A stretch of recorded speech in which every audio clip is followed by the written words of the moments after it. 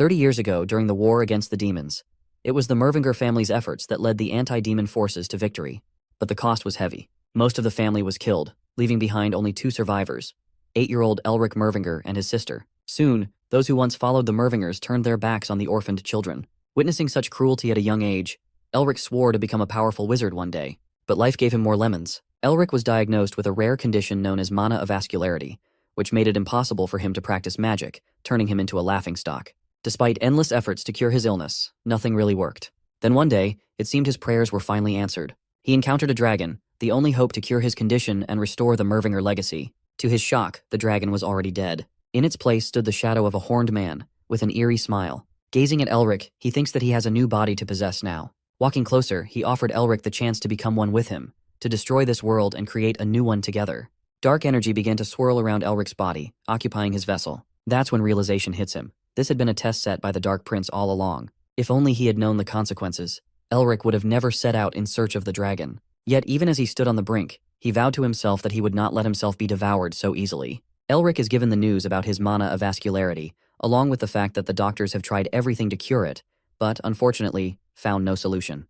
This means he won't be able to use magic for the rest of his life. Later, at Usdan Academy, he calls his sister, Heise, who seems worried about his condition and asks about what the doctor said. Even though Elric knows there's no cure, he assures her that he can take care of himself and will be fine soon. Still, Heise can't help but worry. Elric, sensing this, makes up an excuse and cuts the call. Anxiously, he wonders how he's going to tell her that he might have to come back home soon. After that, Elric makes his way to the results board to check the end-of-term results. It turns out Elric passes all the theory exams with flying colors. Yet again, he fails the magic practice exams. It's his 4th failure in a row, which means he's going to be expelled. He studied every single paper to get the highest rankings.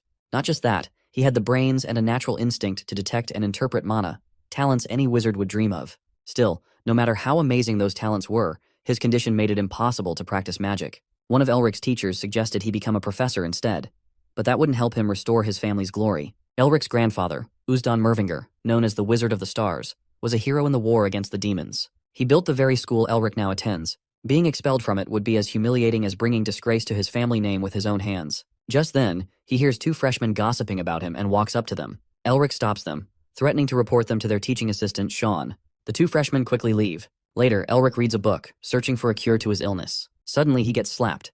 Turning around, he sees it's Sean, furious at him for using his name to threaten people. Sean Neresta is from the prestigious Neresta family. Since the fall of the Mervingers, the Turium has been run by Hexacle, formed by the top 6 families of the Empire. One of them is the Neresta family. Despite all this, Sean is Elric's only friend, the one who's always been there for him. As they sit together, Sean passes Elric a paper telling him about the Diamond Dragon exploration plan. He suggests Elric join the party, since the location of a new type of proto-dragon has been discovered. Hearing this, Elric grabs the paper instantly, unable to believe that the mystical beast, possibly the origin of magic, has been found.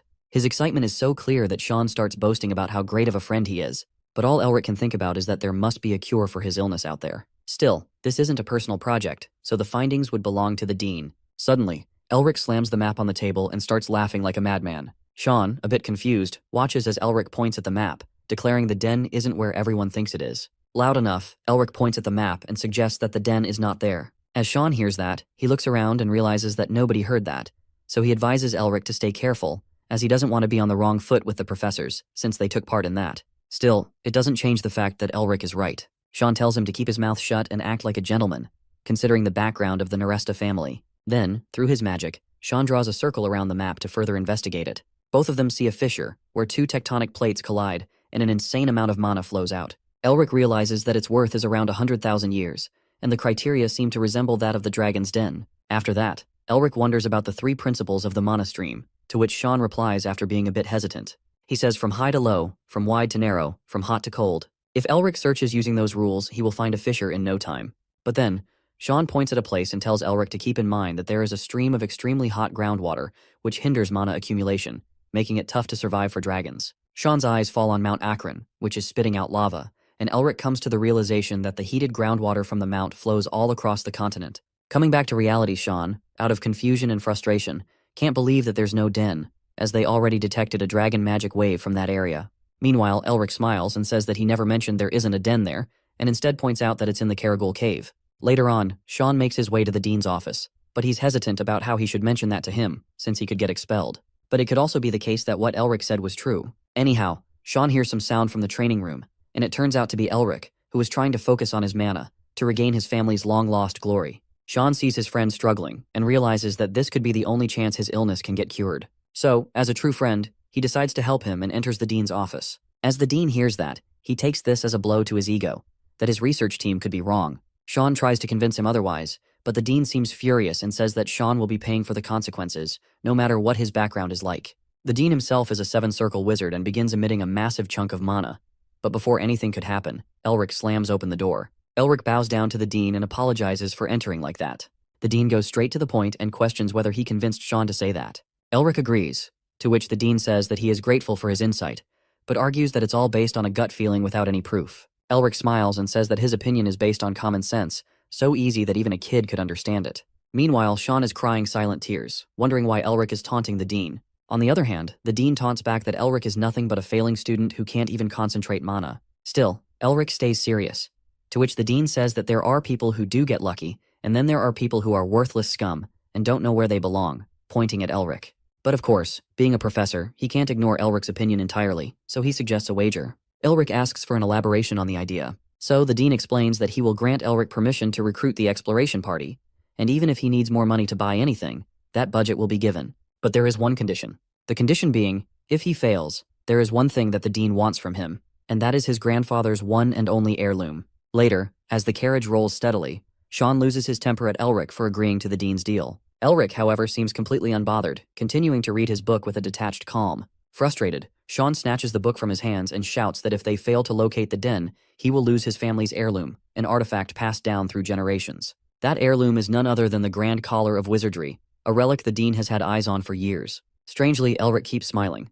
That carefree smile only enrages Sean further, because he too will be dragged into ruin if Elric fails. Still angry, Sean demands to know what Elric plans to do next. Elric finally sits up and, to Sean's surprise, reveals that he didn't accept the dean's wager because he wants to stay in the academy. He then declares that if the dean wants the Mervinger family's treasure, then he'd better be prepared to give up his position as dean. A little anxious, Sean remembers other than being labeled the shame of the Mervinger family, Elric once earned another infamous title, the Mad Dog of the Mervinger family. Elric suddenly wears an eerie smile which makes Sean uneasy. 7 years ago, when they first entered the academy and Elric was only 15, most of the other students were already practicing their mana. Due to his condition, Elric lags behind, which leads to whispers and doubt. People question whether he's even a true Mervinger and gets bullied often that he's probably adopted. Sean pities Elric, sure, but he pities the ones who provoke him even more, because Elric always makes sure they pay the price. Later, Elric gets appointed to Uzdon Academy's disciplinary committee. Whenever asked about his ruthless justice, Elric casually states that he punishes his bullies according to the Empire's law. Eventually, he's suspended. The Academy's regulations hold that all students are equal, but after that incident, no one dares cross him again. Snapping back to the present, Sean suddenly notices what Elric is reading. It's a banned book and Elric is reading it in plain sight. Sean gets furious and begins to yell, demanding to know what Elric's intentions are. Nervously, Elric admits that if he gets caught, he could very well be executed. But Sean insists. Why is he reading the Tiger King's body fortification? Elric replies innocently. He believes there might be a way to cure his condition in that book. After all, back in ancient times, the Tiger King led the Therianthropes and invaded the Empire. His body fortification made him nearly invincible. It took the Empire's full might to repel the Therianthropes and drive them beyond the borders. A wall was raised to keep them out, and the Tiger King lost the ability to use his fortification. Sean interrupts. Hadn't the scholars failed to restore it? But Elric calmly corrects him. The scholars, in fact, did succeed in restoring it. Now Elric's task is to find a way to apply that to his own body. Sean can hardly believe it, but in the end, he decides to trust Elric. Suddenly, the carriage comes to a stop. Alerted, both Sean and Elric step outside to see what's going on. In front of them stands Liburn and his group. Sean steps in front of Elric, ready to defend him, but Liburn gives up soon, stating that the dean sent them to offer assistance. At first, Elric finds the gesture suspiciously kind. He doesn't need help, certainly not from the dean. Sean leans toward him and whispers that some of Liburn's group are concealing their true strength, a move typical of the greedy Dean Veru. But Elric has come prepared. A little while earlier, back at the academy, Veru realizes something that makes his blood run cold. Elric has taken Gehenna's breath and the sky armor with him. Gehenna's breath is a devastating item, containing ever-burning sulfur capable of turning anything into ash. And sky armor, a legendary relic, offers powerful protection against both elemental magic and physical trauma. Varix loses his mind. The idea of handing over 2 4-star items to the Mad Dog of the Mervinger family is sheer madness. He can't let anyone find out. But a thought crosses his mind. What if Elric really does find the den? Varix mutters under his breath. Elric is a Mervinger after all. To cover his tracks, Veru quietly decides to fire several researchers. After all, how could a mere student discover something that trained scholars failed to see? He shakes off his anxiety with a sinister smile. Varix reassures himself that soon, thanks to Elric's foolish little bet, the Grand Collar of Wizardry will be in his possession. Once he obtains it, the position of minister will be within reach. The hunger for power burns clear in Veru's eyes. Elric may have won the bet, but that means nothing if he doesn't survive long enough to return. Elric deciphers the ancient text, and with that done, Sean traces the lingering mana in the air. Unleashing an overwhelming surge of his own mana, Sean pinpoints the exact location of the hidden den. At that moment, everyone realizes Elric had been right all along. Without wasting a second, Elric turns to the team and shouts that they need to move fast, before the beam of light marking the location vanishes. Hearing this, Sean wastes no time. He grabs Elric by the waist and bolts forward with blinding speed, leaving the rest of the group far behind. A while later, the others finally arrive at the marked location, only to be stunned by what they see, or rather, what they don't. There's nothing there. No cave, no den, just open space. Dragons rarely settle in such exposed areas, adding to their confusion. Liburn, seizing what he thinks is a golden opportunity to humiliate Elric, steps forward with a smirk. But before he can say a word, Elric asks Sean to blast a hole into the ground. Without hesitation, Sean unleashes a massive explosion, carving a deep pit beneath them. To everyone's surprise, a hidden den is revealed below. A dense wave of mana surges up from the depths, taking their breath away. Elric knows that it's just a release of mana, and tells everyone to calm down as they prepare to descend. He leads the way, and the rest begin to follow. The cave is freezing cold. Even with Sean using his magic to keep the group warm, the cold persists. As they go deeper, Elric suddenly raises a hand and orders them to stop. Something just gave him the chills, and not from the cold cave. Elsewhere, deeper within the cave, an eerie creature with a single glowing eye, bound in chains and hidden from sight, can't contain his excitement. It senses the newcomer's presence. Back at the front of the group, Sean and Elric approach a towering stone door, the true entrance to the dragon's den. The team is eager, but debates whether to open it by force or through magic. But Elric quickly halts them, warning that the door is protected by a dragon's enchantment. Touching it recklessly could trigger deadly consequences. Meanwhile, Liburn strays from the group and finds himself next to an ornate gold handle. Out of sheer curiosity, he touches it. Elric notices and screams at him to stop, but it's already too late. The entire gate begins to shake and rumble violently. A thunderous rumble echoes through the cave, and Elric in an instant realizes that it is a trap. To protect the group from the danger of the den, Sean raises a powerful magic shield for protection. He turns to Elric and urges him to decipher the next segment of the text before it's too late. The others are on edge, as no one wants to die in an isolated den. But Elric remains focused. He tells everyone to stay calm. He sees the moment for what it is, not just a trap, but a test. The answer, he believes, is right there, hidden in plain sight. He just has to trust himself, like he always has. Now all he has to do is be quick with decoding the answer. As Sean holds the protective barrier and panic stays around them, Elric finishes deciphering the inscription. He turns to the group and urges them to hold it together, because if his calculations are correct, he might just lead them all out of this waking nightmare. Holding the gold handle tightly, Elric chants a spell, desperately hoping the nightmare will turn into a daydream, as everyone's lives now depend on him. The gods must have been with him that day, because somehow, his tricks worked. The rumbling ceased, and the terrible situation was finally over. Sean, completely exhausted and drenched in sweat, falls to the ground. Seeing him panting, Elric rushes over, but Sean quickly assures him that he's completely all right. Meanwhile, the rest of the group checks on each other, making sure everyone is okay. Even after going through such a life or death situation, Sean admits that Elric's work was impressive, a compliment that instantly makes Elric feel a little cocky. Suddenly, without warning, a man is struck by a bolt of magic and collapses to the ground. It's round 2 inside the cave. Reacting quickly, Sean forms a barrier to protect everyone, shouting at Elric to work faster. Elric goes back into action, only to realize something shocking. This isn't just any spell work. This is the origin of magic itself, the legendary dragon tongue magic. With urgency, Elric sprints to the gate as Sean screams that he can't hold on much longer. Just in time, Elric throws the sky armor at the gate, stunning everyone. How on earth did this so-called failure get his hands on a 4-star item? Elric silently prays that it works, and miraculously, it does. The trap is broken. Panting, Elric sits back and realizes that his favorite robe has been completely destroyed. Just then, the gate rumbles and swings open, a bright light coming through. Elric calls out to the team, urging them all to make their way inside. Inside, they are met with a breathtaking sight. Treasure, more than any of them could have imagined. The team stands in awe. Among the loot, Elric finds well-preserved parchments that astonish him further. One of them praises Elric's work and refers to him as the captain. Just then, Sean comes up behind him, grabs him playfully, and praises his sharp thinking. Elric explains that he's always excelled and been great in theory. He had approached the situation like a test, laying out the structural formula of the spell before combining it with elemental magic. Suddenly, a strange realization hits Elric. Something about all of this feels familiar, as though someone had once told him this very thing. Sean notices the distant look in Elric's eyes and asks about it, but Elric brushes it off. Sean then reassures him that no one will ever dare to disrespect him or his family again. Still, Sean admits that something feels a little off, but decides to ignore it for now. Meanwhile, elsewhere in the chamber, Liburn receives orders from a magical globe. He must eliminate Elric. Almost simultaneously, a figure grabs Elric, also addressing him as captain, and drags him away to see a lab. Sean laughs and jokes that Elric's a big boy now, being called captain and all. Soon after, Liburn approaches Sean and traps him with a claim. There's a dragon's corpse hidden behind the hills of treasure. With excitement and curiosity, Sean follows him, assuming Elric will come along later. At the rear of the treasure room, they do indeed find a dragon's corpse, ancient, appearing to be over 4,000 years old. Meanwhile, the ones who dragged Elric away begin beating him up. Elric curses himself for letting his guard down. One of the bullies coldly tells him that he has no choice but to take him out. Everyone else remains distracted, still gawking at the treasure-filled den. Back with Sean, he suddenly notices the dragon's body twitch, a weird sign. At the same moment, Elric tries to scream for help but is gagged by the bullies. He's overwhelmed with regret, thinking about how hard he worked to get here and how foolish he was to trust the wrong people. Just as the bully raises his magic to finish Elric off, something strange happens. He hears Sean's voice echoing through the chamber. For everyone, get out of the way. What Elric sees next is beyond belief. The once dead dragon is now chasing Sean and Liburn, its awakening lighting up the entire chamber in a blinding glow. Elric is stunned. Trouble after trouble, he surely didn't expect any of this. Elric stands in front of the dragon as the skeletal beast roars at him. Even though he's shaking, he pulls himself together and decides to treat this as part of his test, a test where he finds the dragon and survives its rage. Suddenly, Elric notices something strange.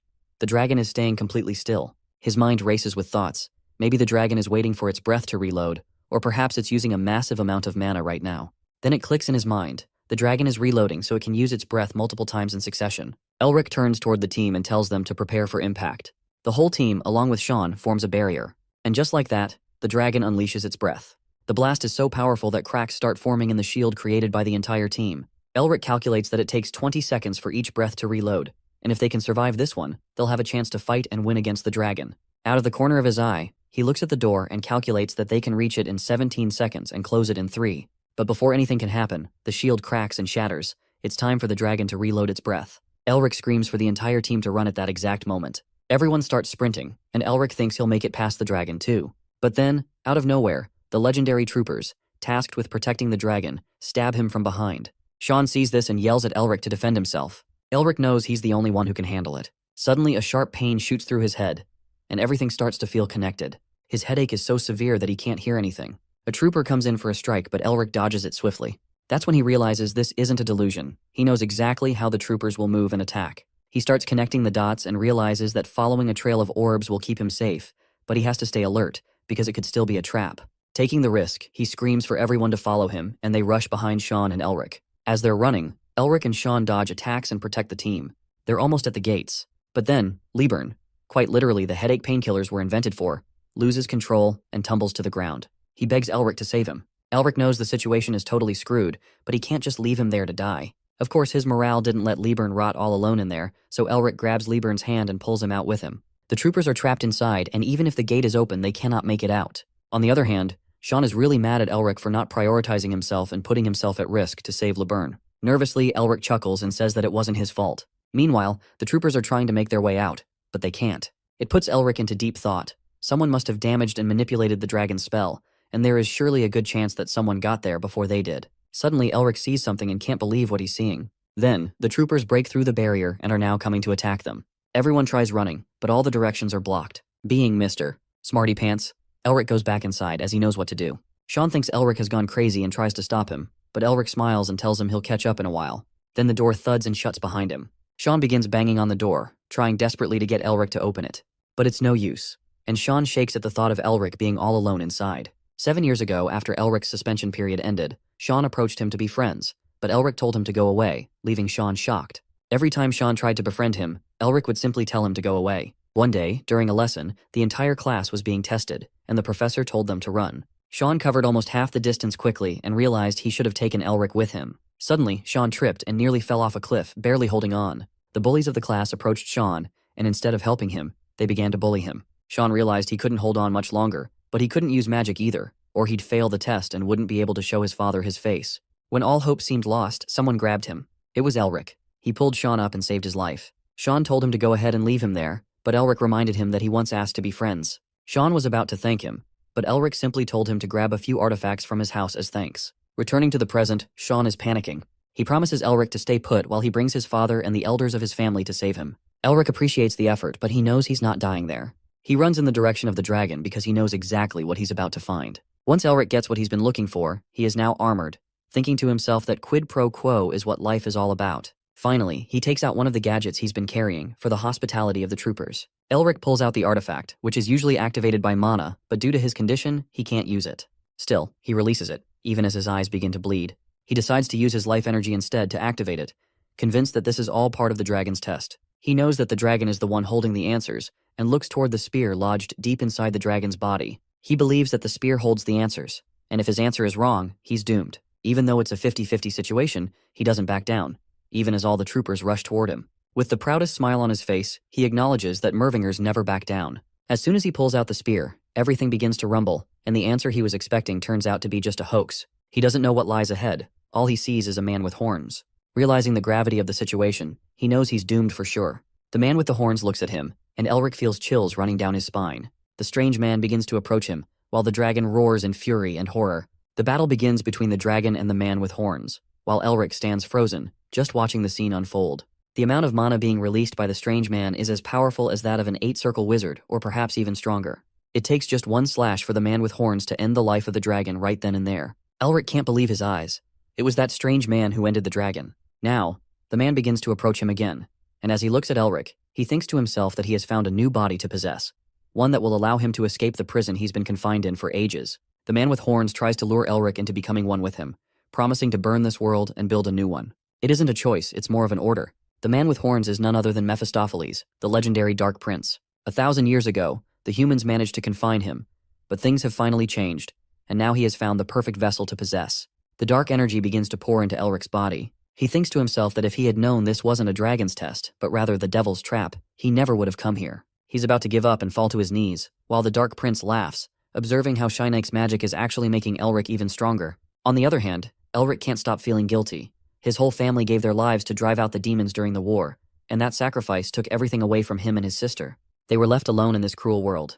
Even the person they trusted the most turned their back on the poor kids and left them deserted. All Elric ever wanted was to get rid of his illness and bring glory back to his family's name, to make all the betrayers regret the actions they took. Poor Elric is about to give up when suddenly he realizes he hasn't even started yet. He has to fight back because a true Mervinger doesn't get dragged into evil like this. With that resolve, he begins to fight the evil with all his might and will, hoping that his voice will reach his descendants someday in the future. He throws out the spirit of the Dark Prince from his body, leaving even Mephistopheles in shock at the amount of power he felt coming from Elric.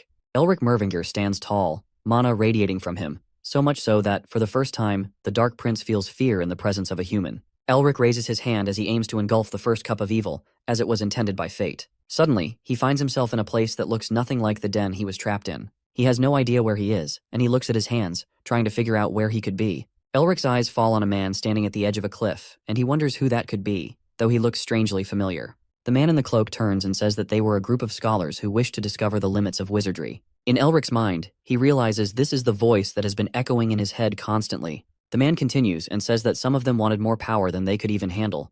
Power so immense, they were willing to be absorbed by demons and do nothing but bring harm to the world. When they realized what they were doing was wrong, they had to repent, so they created a family. The sole purpose of this family was to eradicate evil from the world. But they could never truly stop evil from spreading, because evil will never leave the world. Then, the man in the cloak moves his hands, and Elric screams for him to watch out. Suddenly, Elric opens his eyes in a hospital and sees Sean looking out the window, crying. Sean is pissed that of all the times, Elric had to wake up when he was crying and sobbing like a dramatic lady. Elric assures him that it's okay to cry. Sean tells him that he went back and returned with the rescue squad to save his dumb friend. Elric rubs his head and says that he is the head of a distinguished family, and calling him dumb is inappropriate. Sean calls him dumb again and tells him not to do anything stupid again. Then Sean tells him to stand up for a moment. When Elric does, he realizes that he's gotten taller. Sean tells him to look in the mirror. When Elric sees himself, he wonders what happened and when he changed so drastically. With concern, Sean asks what happened back in the den and what happened to the dragon. Playfully, Elric looks at him and says that he can't tell him at the moment. Sean feels offended. It sucks to have a best friend who keeps secrets. After that, Elric asks Sean about the den, and Sean tells him that his family is protecting it, keeping everyone out since it now belongs to the den's finder, Elric. It's the law. The one who discovers a dragon's den becomes its rightful owner. Sean sighs and proudly says that if only Elric knew what he had to go through to keep the Turium and the Academy away from the den. Elric smiles at Sean, knowing he went as far as he could to save him. Suddenly, Elric realizes that Dean Veru would be greedy enough to try and claim the excavation rights for himself. Strangely, he smiles, knowing that Veru once tried to kill him. Sean realizes that Elric is planning something bad. Elric asks him for a favor, but Sean pretends he can't hear him. Still, Elric says it anyway. He needs Sean to spread the word that he is injured and unconscious, and no matter what noise Sean made, he still ended up hearing him. Sean does what Elric tells him to do. Meanwhile, outside the hospital, it is announced that Elric is unconscious and no visitors are allowed. Everyone greedy for excavation rights tries to force their way inside, but the Neresta family manages to shut down the hospital, leaving everyone waiting. On the other hand, the spokesman of the Neresta family, Carl Duniz, steps into Elric's room but soon leaves. As he exits, Elric turns and says to someone, "When is he going to start talking and stop staring at him?" He calls that person Mephisto. It is none other than the Dark Prince himself, who takes serious offense at being called that. So, Elric suggests another name, but the Dark Prince doesn't like that either. Elric holds his chest as he realizes he knew all along that the dragon heart is the source of the absolute power of the proto-dragons. He wonders if that was the moment when the dragon heart entered him. But something feels different, because he remembers the Dark Prince tried to use his body as a vessel. So, he turns to the Dark Prince for answers. In the prehistoric age, when the rule was in the hands of the gods, there were 4 servants to the Dark Lord. Finis, the Prince of Demise; Insanium, the Prince of Insanity; Fornicaciones, the Prince of Fornication; and lastly, Peccatum Originale, the Prince of Original Sin, known as Mephistopheles. He was the greatest Dark Prince, who is now bothering Elric just to be called by the right name. Coming back to them, the Dark Prince is acting like an angry girlfriend, but Elric doesn't seem to care much. Elric wonders whether all demons are that stupid, or if the Dark Prince just has hearing issues. The Dark Prince gets angry that he waited for 1,000 years only to have his mana stolen by a human. The same Dark Prince who once had plans to have the entire world at his feet, but he did not know what destiny had in store for him. Shinek, the King of Dragons, was the only one who got in the way of the Dark Prince and planned to keep him buried with him for eternity. Since then, the Dark Prince has done nothing but wait for a whole 1,000 years, until one lucky day, Elric came exploring the den. The very human he wanted to possess had also passed all the tests laid by him. He was inches away from getting what he wanted, but all his efforts went in vain, and all he has left now is just a glimpse of his dark powers. Quite literally, he can't understand what kind of magic Elric used that enabled him to absorb all his mana. Meanwhile, Elric just thinks that Mifi is a drama queen. That pisses off the Dark Prince, and he says that all the Mervingers are arrogant. As Elric lays down, he thinks about the monologue, hoping that their voices can reach their descendants someday in the foreseeable future. Suddenly, he thinks that the voice he has been hearing all along was his grandfather's. He remembers the very first thing the voice ever said to him, to engulf the first cup of evil, as was intended by fate, which could have meant absorbing the powers of a demon. He looks at the collar, shocked. This collar must be the tool that lets him consume the Dark Prince, and possibly many more demons. Elric glances at the Dark Prince with a side eye and wonders if he could absorb other demons like that, which implies that there are second and third cups still to come his way. This realization excites him, and the next thing he does is take the Dark Prince into the mountains. But he needs to check something before he figures out how to use the collar, so he starts meditating. Through his focus, he can hear and see everything. After that, he ignites a huge fire, which leaves the Dark Prince in utter shock, wondering how a human could use the magic of dragons. That is something he wouldn't have even expected from a Mervinger. On the other hand, Elric feels relieved as his mana avascularity, the disease that held him back, is finally cured, and he is no longer the shame of the glorious Mervinger family. Now he knows that it is time to make all the traitors and those who belittled him once regret their choices. Outside the hospital, the press gathers, seeking answers regarding Elric, but mainly concerning the excavation rights. However, Carl shuts them out, saying that further details will be given through the Turium and that a written statement will be provided. Then Carl walks up to Sean, shaking and begging him to never make him do that again. Carl seems serious about his social anxiety issues, but Sean brushes it off. Then, Carl reminds Sean that if people find out he's been handling things like this, the royal family and the Turium will be very mad at him. Sean assures him that Elric has a plan, and all he has to do is have faith in him. A while ago, Elric was in his room, thinking that the higher the stakes, the greater the rewards. That alone is enough to stress Sean out, since Carl just informed him that Elric left on his own, only leaving a note that he would be back soon. Suddenly, Carl sees an envelope, gets nervous realizing the gravity of the situation, and makes Sean aware of it. Out of nowhere, the gate blasts open, and in comes Sean's older sister Tasha, confronting him for doing something behind her back. Tasha is the Phoenix Witch. Unsurprisingly, Sean seems stressed by her sudden entry. The royal family, the Turium, and the Societas Fide have produced the top 3 geniuses of the contemporary era, referred to as the 3 Stars, or the Tristellar, who guide the Empire to glory. Tasha is one of the Tristellars. Tasha grabs Carl by the ear, wondering why he didn't give her letter to Sean, and he apologizes while being nervous, saying he's just been really caught up with his duties. Sean sweats and wonders why she's really here, and she says that she practices medicine and heard Elric was injured, so she came to help him. Sean knows he's screwed if she goes into that room, since Elric isn't there, so he needs to make her leave right now. But Tasha doesn't look like she cares one bit, and she reminds Sean who she really is. She gets straight to the point. What happened to the excavation rights to the den? Sean completely forgot that his sister has a thing for dragons, but he tells her that's for Elric to decide, not him. She understands, and she takes her leave, waiting for Elric to wake up. Right before she leaves, she tells him that his big sister is going to spank him for being a bad boy. Sean is terrified enough to crap his pants and hopes Elric comes back soon. On the other hand, Carl admits that he is about to faint as well. Meanwhile, the news is spreading everywhere that young Mervinger is still unconscious, and people wonder what will happen to the excavation rights. Elric sees the newspaper and knows that Sean is doing his job well. In the newspaper is a picture of Dean Veru, and Elric knows what's about to go down with him with a strange smile on his face. In Varrix's office, Liebern approaches him, addressing him as the minister, but Veru reminds him that the elections haven't even begun yet. Then Varrix asks Liebern how Elric is doing, and Liebern tells him that according to the rumors, Elric is about to die. Pretentiously, Varrix smiles and says that he is so sorry to hear that. Liebern suggests that it might be safer for someone to take care of things, but Varrix, out of rage, stops him. Then, Varrix puts his cup down and says that they'll be one professor short when the election is over, and he wonders who's going to take that spot.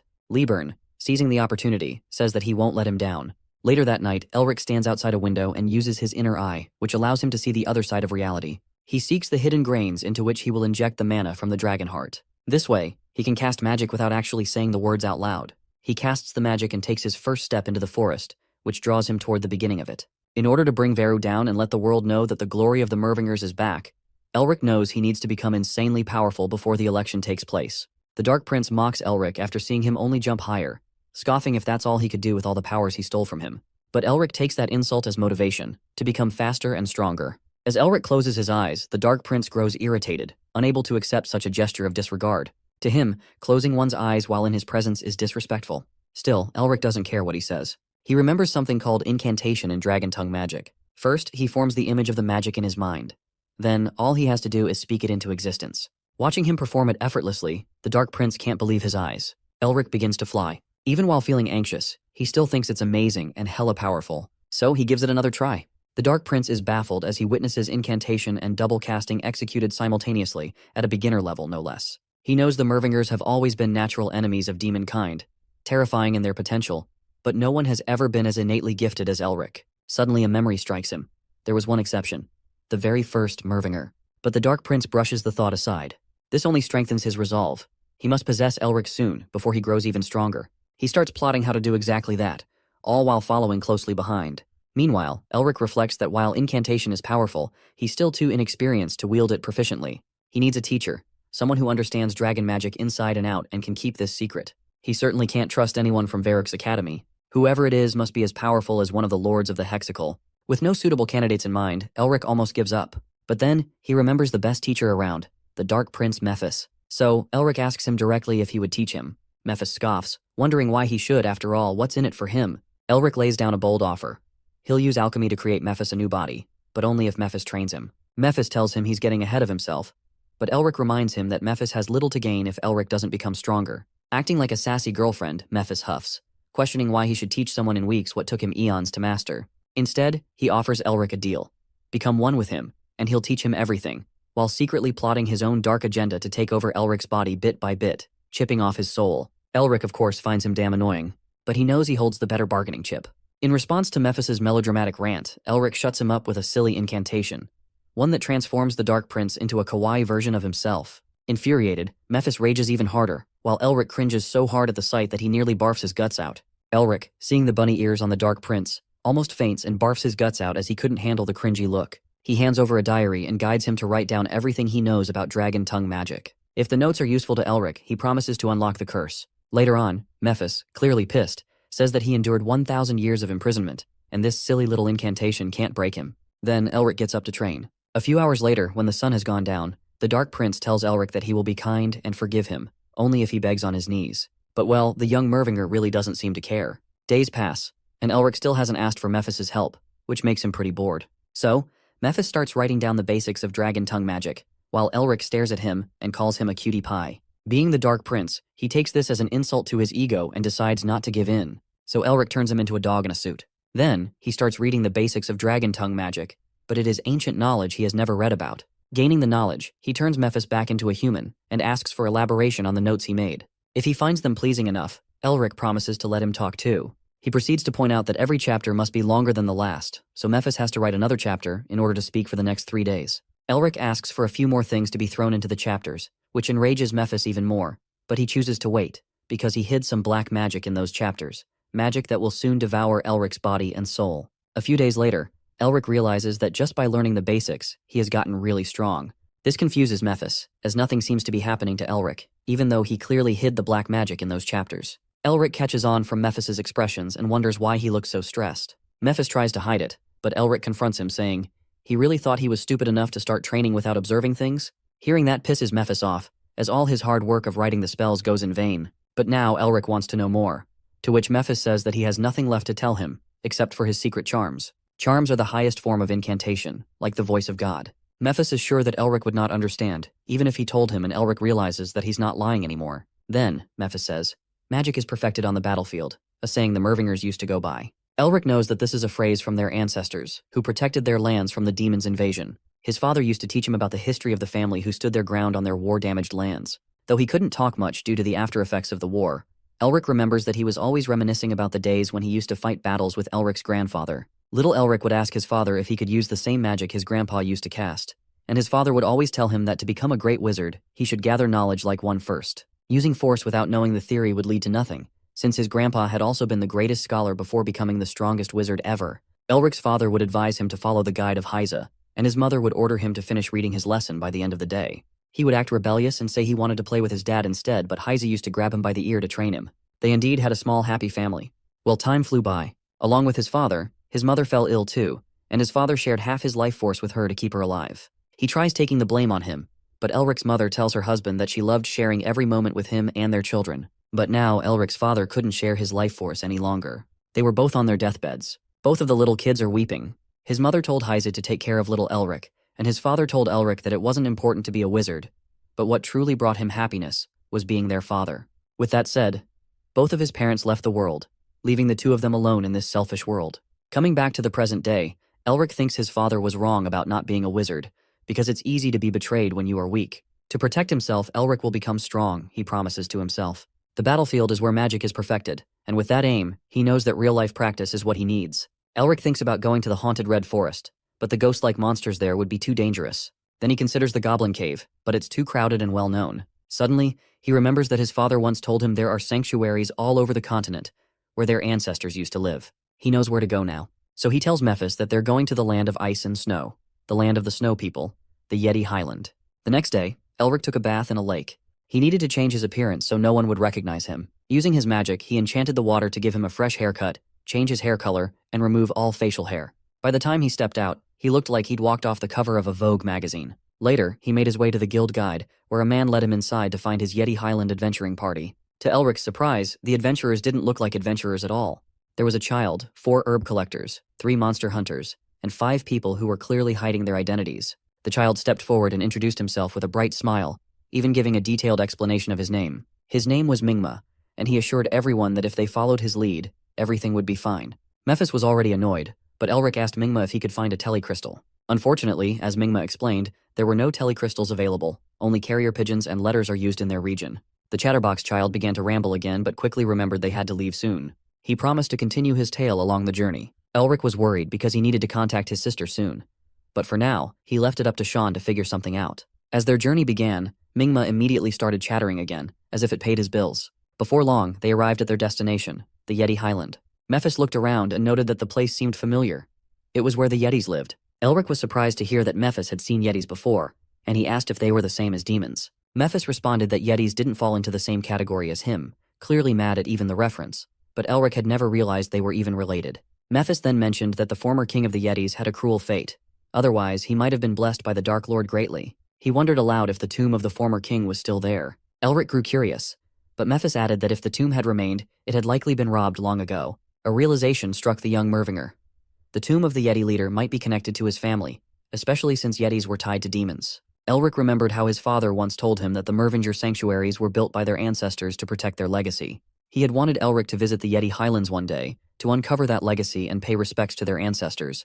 Back in the present, Elric began to wonder what this legacy could be, and glanced at the collar he wore, wondering if it held any information. Meanwhile, Mingma spoke of a myth from his tribe, a tale of a woman betrayed by her husband and left alone in the snowy wilderness. She died, but not permanently. Mephis, growing increasingly irritated, snapped at Elric to cast a spell to shut the chatterbox up. Elric, ever observant, noticed something unsettling.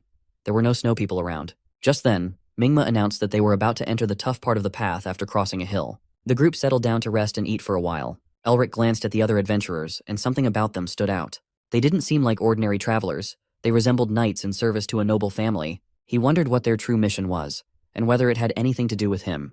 Among them, one cloaked figure seemed to be their leader. When the cloak came off, it revealed a young woman. At the sight of her, some of the men began to harass her, until Chen, one of the knights, stepped forward to defend her, recognizing her noble status.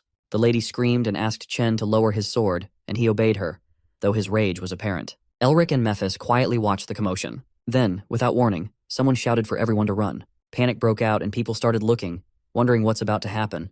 There was a sudden and massive attack on the entire team. Everyone immediately began to defend themselves, while Chen screamed for them to prioritize defending the noble lady. The whole scene reminded Elric of the den. Multiple Yetis had launched the attack, and Elric quickly formed a magic barrier to guide and protect everyone through his magic, but many were still being taken down. Elric and Mephis exchanged a side glance. Naturally, seeing the humans getting destroyed brought a bit of joy to Mephis. Elric had heard that snow people typically moved in groups of 10, but these numbers were far greater. Chen fought fiercely, determined to wipe out as many of the Yetis as he could. Meanwhile, Mephis couldn't keep his mouth shut with his constant commentary, especially since this was Elric's first ever practice on hardcore difficulty. Wanting to concentrate, Elric silenced Mephis with an incantation. Still, Elric found the experience exhilarating as a first practice. He watched Chen use his knightly aura to decimate the Yetis. Elric wished he could observe more, but he had to join the fight, as the invasion of snow people posed a serious threat, and there was a high likelihood that more would follow. If they struck quickly enough, they could take the lead in the battle. Next, Elric deactivated his disguise and summoned his armor. He reminded himself that he had saved this particular spell using Memorize. The Yetis seemed unstoppable, though his presence left them somewhat confused. Elric wasn't sure if his attack spells would be effective on them, but he knew he had to at least slow them down. With that said, Elric began kicking and slaying the monsters, casting various spells such as Explode, Burn, and Penetrate. His powerful attacks killed many of the Yetis, leaving only 2 remaining. The surviving Yetis attempted to silently sneak away, but Elric, ever alert, cleverly cast his bind spell on them before they could escape and save their butts. After killing all the Yetis, Elric panted. Yet he loved the experience. He left one of them alive, got on his back after tying him up, and summoned Mephis. He called out for him, not remembering he had tied up Mephis's mouth a while ago, and Mephis was pretty upset about it. Elric released the incantation, and Mephis could speak again. Then, Elric asked Mephis to translate whatever the Yeti said. Elric turned to the Yeti and gave him an offer. If he told Elric where his village was, he would let him live. Mephis translated that the Yeti asked to be untied and promised he would tell Elric everything. Elric was a bit hesitant, but Mephis said that negotiation through conversation would be better in circumstances like this. So, Elric snapped his fingers and released the ties on the Yeti. Mephis began to whisper something to him, and the Yeti smiled at Elric in an evil way. What Mephis had said to the Yeti was to team up and wreck Elric. The Yeti suddenly moved to attack Elric, but his fast thinking saved him, and Elric bound the Yeti again. Now the Yeti and Mephis were both scared of Elric. Since Elric had regained the lead, the Yeti decided to show the way. Elric gave Mephis a polite reminder that back in the day, Mephis had killed the innocent snow people. Suddenly Elric stopped. He thought about how the powers of the ancient proto-dragon and Mephis were stored in his heart, and that he was only able to use 3% of their actual potential. If he were to use all of that power beyond his current limits, his body would explode, and he would die. He realized that fighting like this could get him killed, yet he didn't want to give up, since he wanted to restore the honor of his family's name. Elric thought about the noble lady and wondered if she was okay. On the other hand, Chen and the other knights had defended themselves, but the noble lady noticed that one of them was missing. Chen assured her that he must have run away or hidden himself, but that didn't stop her from worrying. Back to the young Mervinger, he reached the village of the Yetis and told them to lead him to their leader. Hearing this, the Yetis made way for the leader, and he came near Elric. Although Elric was a bit afraid, he proceeded to ask his questions. Under his cloak, he was protecting himself. If things went south, he'd have to take down the leader first. The leader of the Yetis noticed his green eyes and asked Elric for his name. Elric introduced himself, and the Yeti began to lead him somewhere. They walked as the Yeti told him that there used to be a legend in his tribe. Ages ago, there lived a mighty king who ruled the snowy mountains. There was a human being who was the king's only friend. The human had shiny green eyes and went by the name of Mervinger. That shocked Elric, as his ancestor had been a friend to the king of the snow people. Furthermore, the Yeti said that the leaders of his tribe had been taking care of the human's house for generations. Elric wondered where the house was located, and the Yeti pointed deep into the cliffs, revealing its location. After focusing for a bit, Elric realized that there really was a house down there. The leader said they went down there once a year when the winds were quiet. Mephis once again started with his commentary that Elric needed a powerful spell to go down there, or else he'd die if he didn't use one. But Elric, knowing he could die from the winds too, still ended up surprising Mephis and jumped down the cliff with a smile on his face. As soon as Elric jumps, Mephis thinks he's a lunatic but follows him, certain that Elric is going to die. Elric notices that the winds are way stronger than he expected them to be. Mephis seems to care about him and tells him to concentrate or he will end up losing his life. So Elric focuses and takes one step at a time, landing on the ground after jumping various times on the cliff as if he's walking. As he reaches the ground, he sits down and says to Mephis, "That's how he works." Then, Elric makes his way toward the house and sees that the door is locked with ancient magic. After thinking for a bit, Mephis suggests that he should try entering a mana pattern in words. So Elric tries various words like Dark Prince, Mervinger, Demon Hunter, Yeti, etc., but none of them work. Elric wonders if there is something else that would work besides the mana pattern, something more like a key. He picks up his collar, points it at the door, and the door unlocks as it was the key to the house. He looks at the house from the inside, and it is humongous and well-preserved. It has a lot of books. He picks up a book named Fundamental Principles of Wizardry. He knows he's going to find a good fortune of knowledge over here. Meanwhile, Mephis looks around, knowing that this is the residence of the Winter Sage. Elric hears that and pops out, wondering what he is talking about. Mephis brushes it off. Elric can't help but think that something must have happened to him since he knows the king of the Snow People and his ancestor. Then he looks at a book named The History of Mervingers. Elric flips open the book and reads that destroying evil in its path is the sole duty of their family. That's what he heard in his dream as well. He reads further that TGE mission was bestowed upon their family by fate, and it is very much achievable. If only they could ingest them properly, swinging at evil again and again could bring about a new wave in wizardry. The book also says to eat, swallow, and drink, which means to feast on evil until he is full of it, and then turn it into something meaningful. Suddenly, his collar begins to shine and crackle, and the collar says to him, "Young Mervinger, you have passed the test of Grand Collar of Wizardry, and swallowed your first cup of evil, and now the next path shall begin." Suddenly, Elric opens his eyes into a strange place. He gets up and hears someone approaching him. The man says that he must be the young blood from the future who came to take over their duties. Elric gets up, and the man introduces himself as Otto Han Mervinger, the guide of the young Mervinger to their family's fate. He was one of the top 5 ancestors of the Mervinger family, and was the first to systematize the family's magic. Elric asks him if he is the Winter Sage, and Otto Han wonders how he knows that. Elric elaborates that Mephisto told him that, and suddenly realizes that Mephis is not with him. Otto Han realizes that the first cup of evil that he swallowed is the Dark Prince. Otto Han seems proud that his descendants are doing better than he expected. Meanwhile, on Mephis's side, he's just hanging out at the Mervinger house alone. Elric quickly asks what Otto meant by the fate he speaks of. Otto Han smiles and keeps his hand on Elric's head, knowing he must have quite a lot of queries regarding why they have to learn it this way instead of just being taught. So, he answers that the family has prepared something like a cartwheel. Once it begins to roll, they can't ever stop it. With that said, he releases a load of his mana. Then, he continues that they couldn't let it fall into the wrong hands. So this is why they test their descendants, even if it takes ages. But since Elric has passed their test, he gets to decide if he should stop the cartwheel or let it roll. Elric still doesn't understand the will of his family, but he decides to go with it, to restore his family's honor and succeed the will of his grandfather and ancestors, the true heroes of the Empire. This would also make him known as a great wizard, which has been a lifelong dream of his. Otto Han lets the ball of magic slide from his hand, which bursts with a huge flame, which paves a way. Hearing Elric, he gets pretty excited to see the ambition, then takes him to the cold, freezing mountains. Elric wonders where they are, and Otto Han makes him aware that this is where he will be tested for his first mission. The weather is making Elric shiver, but he knows that if he passes this, he will become insanely powerful, and the thought makes him smile, something that impresses Otto Han greatly, seeing the ambition of a Mervinger. Then, Otto Han points at a place of darkness, and after focusing for a bit, Elric sees a figure tied up in the darkness and wonders what that is. Otto Han tells him that it is the Mountain King, who is the only man to ever rule these mountains. The Mountain King had a dream of bringing the Snow People back to being demons before they were cast out. His motivation got the best of him, and this corrupt evil spirit is what became of him, as narrated by Otto Han. Furthermore, Otto Han tells Elric that the second cup of evil that he will swallow is the Mountain King. Hearing that, Elric almost pisses his pants, unsure how he will fight him, but Otto Han tells him that he has to devour it. Further, he explains to Elric that from now on, he must devour the demons and rid them of their life source, the seal. Elric doesn't know what that is, to which Otto Han explains that demons are born when dark, primitive emotions of the living, such as fear, depression, and resentment, gather around a conscience of their own, better known as an ego. A demon's ego is what decides the nature, rank, and identity of the demon, and the seal is the heart of the demon in which the ego is stored. Otto Han points at Elric's arm and tells him that on his arm is the core of Mephisto's identity.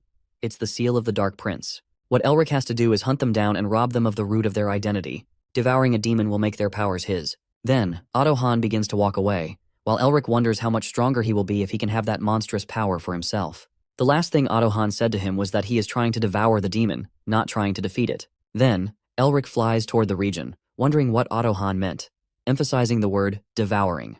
The Mountain King feels the energy of Mephisto and Mervinger, and now they have to prove themselves to him. The Mountain King orders his minions, the guards of the king, to stop Elric. Elric observes that there are so many of them, and each one is more powerful than the ones he has fought until now, especially the Mountain King himself. He knows that if he could use a seal of original sin and the abilities of the Dark Prince, he could wipe out all of them, including the mountain. But the problem is, he doesn't know how to use it. Using his powers on his first test feels kind of like cheating, so he uses Magic Explode to create an explosion. What he wasn't expecting was something sharp in front of his face, and at that moment, he seemed pretty much fearful. Then, Elric proceeds to use his spells, Rise and Penetrate, against all the Snow People, which proves to be a good strategy to defend himself. After that, Elric says to them that before they were cast out, they were demons, and so they should understand what happens to those who don't have power. Hearing that, the Snow People become furious and charge at him, determined to end him. But the young Mervinger has a resilient spirit and knows that this challenge means nothing to him, as he can only get stronger by overcoming it. He raises his hand and attacks them again, but it ends up backfiring and hitting him instead of the Snow People, causing him to fall back. The guards stand ready with their swords raised while he thinks that he might lose, but he knows he can't just give in at his first real hardship like this. He tries to get up, though he doesn't know if his body will hold out. Suddenly, dark energy surrounds him, catching the guards by surprise. Elric looks at the guards, rage apparent on his face, and charges at them again. The energy emitting from him comes from the Dragonheart, and he uses the same mana to fight back against the guards. Furthermore, he casts his spells Bloom and Scatter.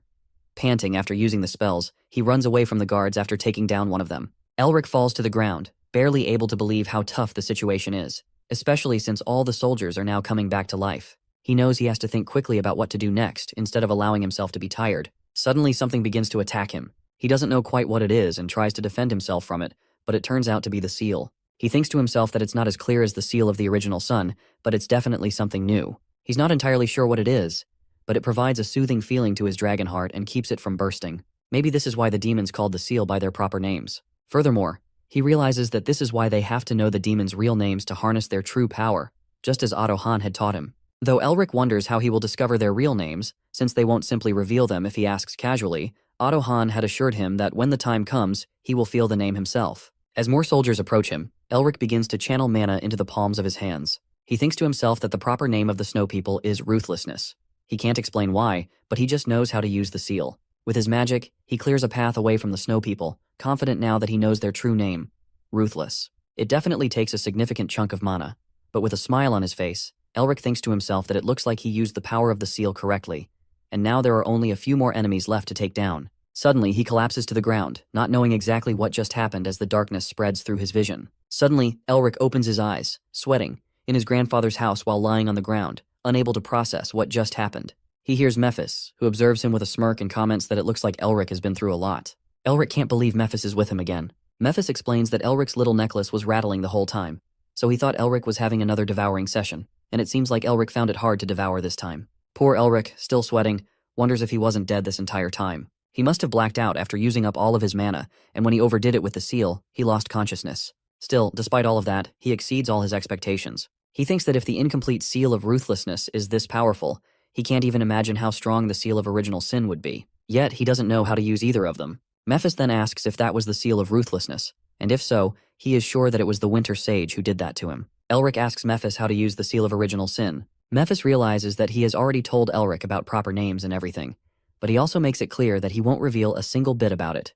No matter what kind of humiliation Elric puts him through, Mephis will never open his mouth. Elric, realizing how serious the situation is, nervously says that Mephis doesn't need to get so serious about it.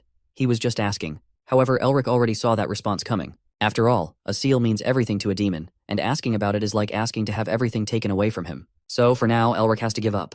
Although Elric knows that the seal of Original Sin is the seal of the Dark Prince, he thinks that if using the seal of Ruthlessness was enough to knock him out, then he won't be able to use the seal of Original Sin anyway. Then, Elric asks Mephis if he knows the Mountain King, and Mephis admits that he does but asks why Elric wants to know. Elric explains that he has been told this is the Mountain King's grave, and that he has to defeat him here, which greatly surprises Mephis. Mephis knew Ottohan was mad, but he never thought he would be insane enough to send Elric against someone as powerful as the Mountain King. Elric smiles and asks if Mephis has any ideas, but Mephis immediately shakes his head in refusal. Elric tries to convince him, saying that the Mountain King isn't even a demon anymore, so it should be fine to tell him. That infuriates Mephis, who screams if Elric really expects him to tell the biggest secret of their kind, which could be their greatest weakness. Elric puts up an offer, 3 days without the spell of cuteness. Mephis refuses, so Elric sweetens the deal, 5 days without the spell of cuteness.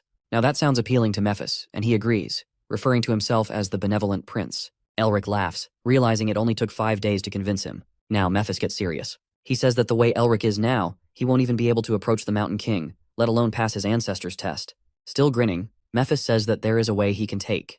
The next thing Elric knows, he finds himself back in the cold mountains, determined to make good use of the hint Mephis gave him. The hint was that he needs to improve his achievement status depending on a seal's rarity. It can be ranked as normal, great, prestigious, original, or mythical. Each of these ranks requires a certain level of achievement that determines his proficiency with the seal. Mephis also told him that the Seal of Ruthlessness is a prestigious rank, which is relatively high.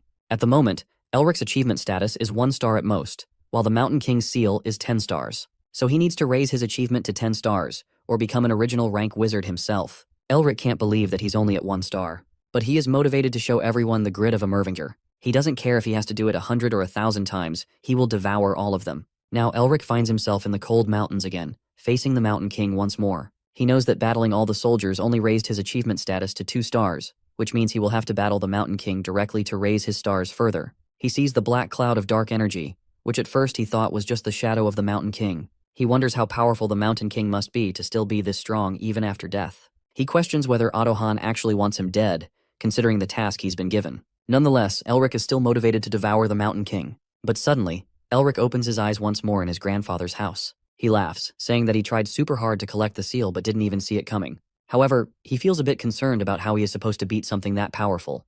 Mephis tries to lure him into giving up, but Elric loves the idea of devouring something that strong. A greedy look appears on his face, which Mephis notices. Then, something unexpected happens. Elric asks Mephis if the Mountain King was actually a female, which makes Mephis visibly flinch. Elric stares at him, and Mephis gets weirded out, asking why he's looking at him like that. That's when Elric realizes that something must have happened between the Mountain King and the Dark Prince. Something fishy and fruity. Something he will find out with time. His priority right now is to devour the Mountain King, even though he's not exactly sure how he's going to do it. But one thing is certain, he will figure it out after he beats her to the ground. Elric leaps towards the Ice Mountain King, yelling at her to die. The Ice Mountain King uses her ice spell on Elric. Elric feels the pain in his body and head. After that, Elric breaks the Ice Mountain King's ice spell, realizing that he is slowly getting closer to her, little by little, and can finally see her face. The Ice Mountain King growls at Elric, and he realizes how to use the Ice Mountain King's seal of cruelty. Elric knows that it is difficult for someone like him, who had just attained the seal, to surpass the being who had already mastered it. He thinks with determination that he will surpass it. The Ice Mountain King growls again at Elric, and he presses his palm against the Ice Mountain King's palm. Elric mutters that he will surpass it, even if he has to steal everything from the Ice Mountain King. The Ice Mountain King throws Elric away with her ice spell, and Elric falls down. Ottohan watches the scene and thinks that it would not be strange for Elric's ego if he keeps dying like this. He sees that Elric is still smiling, and realizes that Elric not only has innate talent, but also possesses an unsubmitting will and an endless desire to improve himself. Seeing Elric cutting the Ice Mountain King's arm, Ottohan realizes that Elric is someone who would never appear even in their family. He believes that Elric is a lunatic. Elric chuckles, saying that he has reached the 3 to 5 star level. In an instant, the Ice Mountain King attacks Elric. Elric tries to defend himself, saying that the Ice Mountain King doesn't even give him time to breathe. Elric uses his powers to protect himself from the spell of the Ice Mountain King. Feeling his powers weaken against her, Elric curses and wonders if this is his limit. He realizes that just stealing is not enough to defeat the Ice Mountain King, and he must become her. Elric's tattooed hand glows, and he feels his body weakening. He wonders if he died again. After that, Elric glances into the memories of the Ice Mountain King. Elric sees Mephisto coming towards the Ice Mountain King, and asking her to prove that she is worthy enough to be part of their race. Seeing this, Elric wonders what in the world is happening. Elric watches the past of the Ice Mountain King and sees that their demon god, their queen, the leader of the Highlands, has delivered them an oracle. Elric sees that the Ice Mountain King was born as the king who would come to rule the Ice Mountain, but she could not be satisfied with just the Ice Mountain, even though she was the first in the history of the Ice Mountain to unite the tribes. The Ice Mountain King decided to reclaim their former glory, saying that since they were once part of the almighty demon race, they would once again return to their rightful place. Elric sees in the memories of the Ice Mountain King that beyond the ordinary Ice Mountain, they made countless humans and demons kneel before them, and at last, they once again became part of the demon race. And even further, the Ice Mountain King tried to become a demon king, but the wall of an almighty demon king, Mephistopheles, was too high, and the Ice Mountain King had no choice but to taste the bitterness of defeat. Nevertheless, The Ice Mountain King never stopped and did whatever it took to polish her true name and evolve her seal. The Ice Mountain King tells Elric that she took the first step, and that he could receive Mephistopheles' acknowledgement. But she was blocked by a wall steeper than anything she had ever faced before. All forces charged against her team, and her comrades began begging for their lives. The Ice Mountain King yelled at them, reminding them that they were members of the proud demon race and that there was nothing they could not accomplish. She tells Elric that she saw Otto Han Mervinger attacking them relentlessly. That was how they lost the war against the humans led by Otto Han and were driven back to the Ice Mountain. The Ice Mountain King had shouted at Otto Han, asking why humans, who already had everything, could not allow creatures like them to have even a small part of it. Sobbing, the Ice Mountain King looks at Elric and slowly stands. Elric watches her with sorrow, then cups his chin and says that despite her despair, she endured countless hardships to reclaim the glory of her race. He tells her that he appreciates her, recognizing that it is a great and noble duty. In the past, after that battle, Otto Han settled in the Ice Mountain to keep watch over her. Through countless battles, the two came to respect each other and spent a long time together. However, the Ice Mountain King, unable to free herself completely from her ambitions, eventually became a monster and met her end at Otto Han's hands. In the present, the Ice Mountain King tells Elric that he must be the descendant Otto Han once spoke about. Smiling at Elric, she says that seeing how he erased a portion of her mania and even severed her arm, it seems Otto Han's boasts were not mistaken. Elric immediately apologizes, expressing regret for her lost arm. The Ice Mountain King chuckles and tells him that, even though she ended up like this, unable to abandon her ambitions, she is still a king and a warrior who once led her race. She says she does not need pity from her enemy. Hearing this, Elric is sort of shocked. The Ice Mountain King continues, saying that it seems the time has finally come to end this long battle. She says it is time for her to apologize to her people and honor their sacrifices. She admits that she regrets ever desiring to be part of the demon race, realizing now that simply being happy with those she loved would have been enough. Watching her, Elric realizes that the Ice Mountain King is being consumed by demonic energy. He wonders what he should do. As he sees her awaken her powers, he reminds himself that his opponent is the Ice Mountain King, the ruler who united the vast Ice Mountain, the greatest warrior of the Yetis, and an enemy he must overcome. Elric knows he must use his full strength to defeat her, both out of necessity and as a sign of respect. Resolute, Elric decides to show her the greatness she had built. They lock eyes, gritting their teeth, the rage in their glowing eyes burning brighter than ever. The next second, they get into a battle against each other while using their powers. The Ice Mountain King attacks Elric with her axe and he grits his teeth, knowing he has to become him. They continue to fight, and Elric begins to feel strange as he finds himself enjoying it, even though this is clearly a battle with his life on the line. Elric attacks on the Ice Mountain King with full rage, and wonders why it feels fun. He realizes that he can feel the days full of happiness that the Ice Mountain King spent with Otto Han. The Ice Mountain King pushes Elric away, but he blocks his attack. They both leap and land in front of each other once again, having reached their limits. They prepare for the final blow, knowing the battle will be decided at this moment, with the technique that brought countless races to their knees, which is the Ice Mountain King's secret art, Icebreaker. They both glare at each other and press their palms together. The ice begins to crack and Elric unleashes the final blow. The Ice Mountain King chuckles and thanks Elric in the end. Elric looks down and widens his eyes as he sees the tears into the Ice Mountain King's face. Then, the Ice Mountain King smiles and begins to disappear into a glowing light. As she vanishes completely, Elric notices the flowers blooming on the place where she once stood. He wishes for her soul to rest in peace and realizes that his first assignment has come to an end. Otto Han claps for Elric and compliments him, saying that he actually managed to swallow the Ice Mountain King. Elric asks him if the first assignment is way too hard from the start. Otto Han replies that anything goes in their family. He says to Elric that he cannot call himself a Mervinger if he cannot overcome something like this. Elric sighs and realizes that this is why Sean calls Mervingers egoistical. Otto Han walks towards Elric and admits that he is still surprised. He tells Elric that even if he has talent, he thought it would take him at least 1 to 3 years. Otto Han says to Elric that he never imagined that a person like him, who has only learned magic for a few years, managed to defeat the Ice Mountain King. Elric corrects Otto Han, saying that it has only been a month since he learned magic. Elric counts on his fingers and states that since he spent a month here, it has been 2 months now. Otto Han says to Elric that he is bad at joking. Elric looks at him with a stern look and Otto Han asks him if it is really not some egotistical Mervinger joke. Elric sighs and Otto Han laughs. He hugs Elric, saying that he sure has an eye for people. Elric tries to quote what Otto Han was just saying earlier. Otto Han curses Elric while laughing and hugs him more tightly. Elric winces in pain as Otto Han's beard hurts him. After that, Otto Han then wonders what the final moments of the Ice Mountain King were like. Elric replies that she was smiling and hearing that Otto Han feels relieved. Elric bows and thanks him for everything. Otto Han advises Elric to be careful on his way back. Elric tells him that he probably won't be able to visit often, to which Otto Han reassures him that he understands. The position of the lord of a family is a busy one. Elric begins to leave, but suddenly he turns back around and asks Otto Han how he will get out of here. Otto Han chuckles and says to Elric that he has already gone out countless times. He asks Elric if he does not remember it. Elric looks at him in confusion as Otto Han throws an ice crystal towards Elric. Elric finds himself back at the place and curses at Otto Hahn. He is worried about his handsome face and size. Mephisto laughs at Elric, saying that it looks like Otto Hahn killed him. Elric yells, asking who kills someone without warning. Mephisto asks Elric if he has devoured the Ice Mountain King. Elric uncovers his tattooed hand and replies that it just happened. Mephis chuckles and claims that this is all thanks to his support. Elric agrees, calling Mephisto the best demon. He says to Mephis that he sure flipped the stage upside down. Hearing this, Mephis looks at him in disbelief, thinking that all he did was tell him a few things and he transcends the realm of a genius, which leaves Mephis wondering if Elric is the monster. Elric tells Mephisto that he is curious about something. He asks Mephisto if he was in a special relationship with the Ice Mountain King and why he stopped her from becoming a demon. Mephisto asks Elric how he does know about it.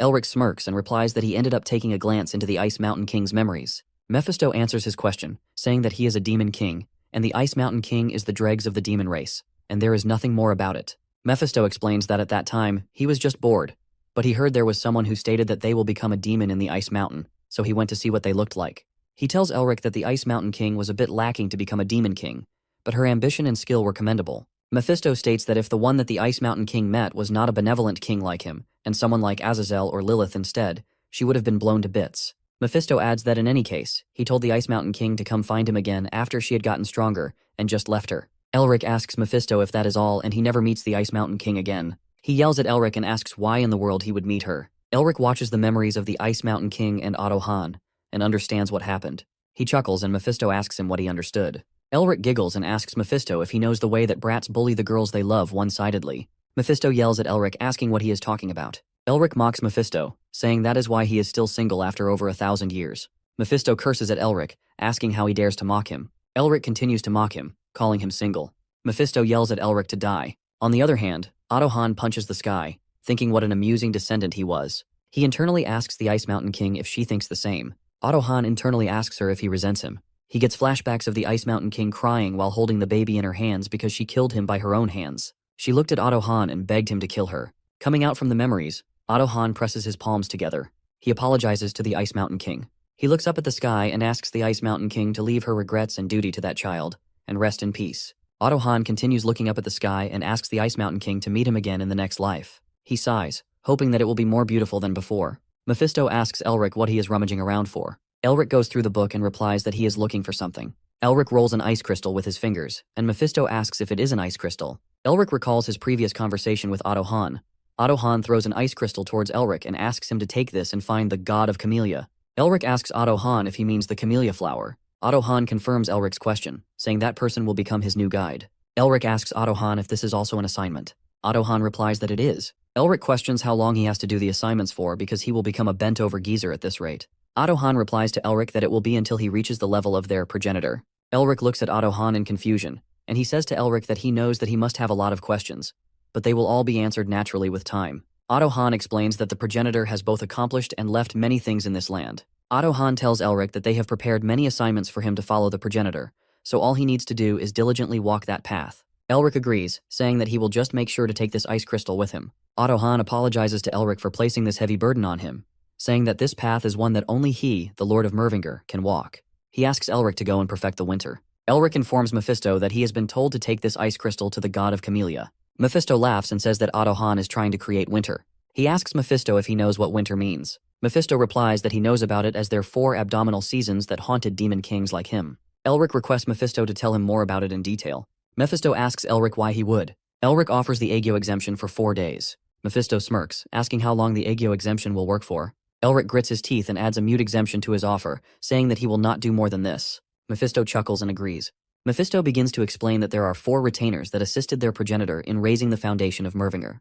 Mephisto tells Elric that their names are Summer, Autumn, Spring, and Winter. Because their personalities and characters fit each of the seasons, the demons called them the 4 Seasons. He informs Elric that among them, Otto Hahn corresponded to Winter. Mephisto says to Elric that, in any case, the fact that someone like that stayed behind as a guide to the assignments, which would mean that Otto Hahn is trying to pass down the power he once had to him. Hearing this, Elric wonders if, once this assignment is done, he can also receive assignments from the other 4 seasons. Obtaining the powers of the 4 seasons would mean he could become as strong as the progenitor, whom they assisted. Elric looks at his tattooed hand and thinks if he can continue to absorb seals as powerful as the Seal of Cruelty, or even stronger, so it won't be impossible to rebuild the family. He asks Mephisto what is important about this ice crystal for the god of camellia to need it. Mephisto replies that the ice crystal is the core of winter, formed only in the deepest parts of an ice mountain covered in perpetual snow. Mephisto adds that, in other words, it is the egg of a spirit, and since the camellia is a flower that blooms in winter, there is no better flower pot than the ice crystal. Elric asks where he has to go to meet the god of camellia.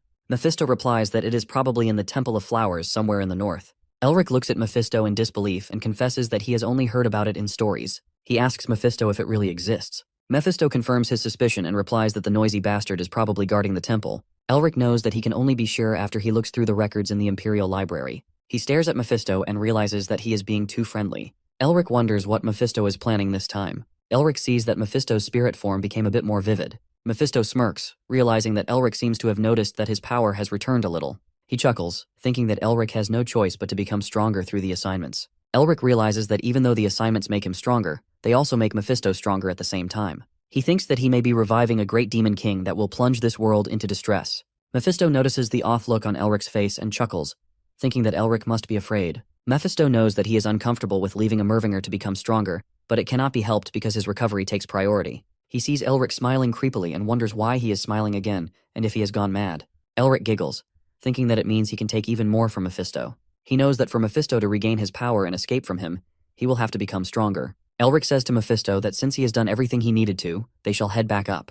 As they begin to go, Elric tells Mephisto that it was hard enough to head down there just a month ago, but now it is a piece of cake. Mephisto says to Elric that he is truly egotistical to the core. Elric asks Mephisto if he shall head to where the Crimson Eye tribe is, since he needs a guide. Elric knows that he is not sure if it is because he has been at a quarrel with Yetis for such a long time, or because he has swallowed the Ice Mountain King's seal, but he kind of wants to see them. Elric's eyes widen when he sees the dead bodies of Yetis and blood everywhere. He wonders what in the world happened here. Mephisto looks around and remarks that, seeing that they were killed slowly when they could have been killed instantly, they must have been used for entertainment. Mephisto says that he does not know who did this, but they have a nature far more atrocious than most demons. Elric states that he is feeling like shit. He thinks that since Yetis are monsters, they can die at any time. Elric knows that even though he has killed many Yetis, he has never once treated them as playthings. Elric grits his teeth when he feels a discomforting feeling. He wonders if it is because he swallowed the Ice Mountain King's duty. Elric calms down, reminding himself that he is not the Ice Mountain King, and he has no right to feel sympathy for the Yetis. In the next moment, he spots something under the snow layer.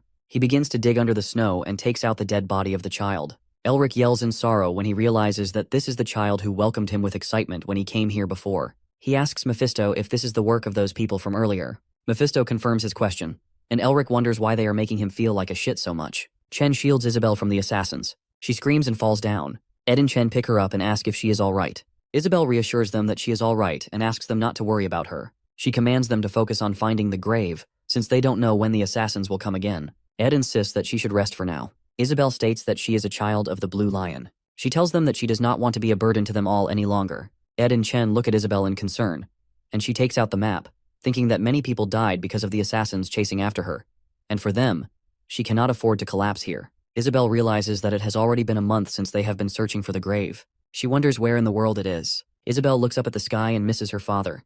While passing through the corridor of the palace of the Blue Lion family, Isabel hears two men gossiping about how talentless and useless she is, as she cannot even swing a sword properly. She tries to swing the swords but fails again. Isabel wonders why she does not have talent. She recalls all the bad comments that she has ever received and wonders if she can even call herself a child of the Blue Lion. Isabel's father, Blue Lion, Herman Weil, calls her out from behind and sits beside her. He says to Isabel that he is sorry to place such a heavy burden on her. Isabel cuts through his words, saying that it is all because she is not good enough. Herman Weil reassures Isabel that there is no need for her to follow in his footsteps and become the Blue Lion. He reminds her that she is not the Blue Lion, but she is a proud member of the Weil family. She tries to argue, but Herman chuckles, saying that he is still fit as a fiddle. He asks her not to worry about him, and says that he will continue to chase his dream of becoming the best swordsman on the continent. Hearing this, Isabel smiles and closes her teary eyes. After that, Herman Weil falls sick, and Isabel asks the doctor why he is not waking up.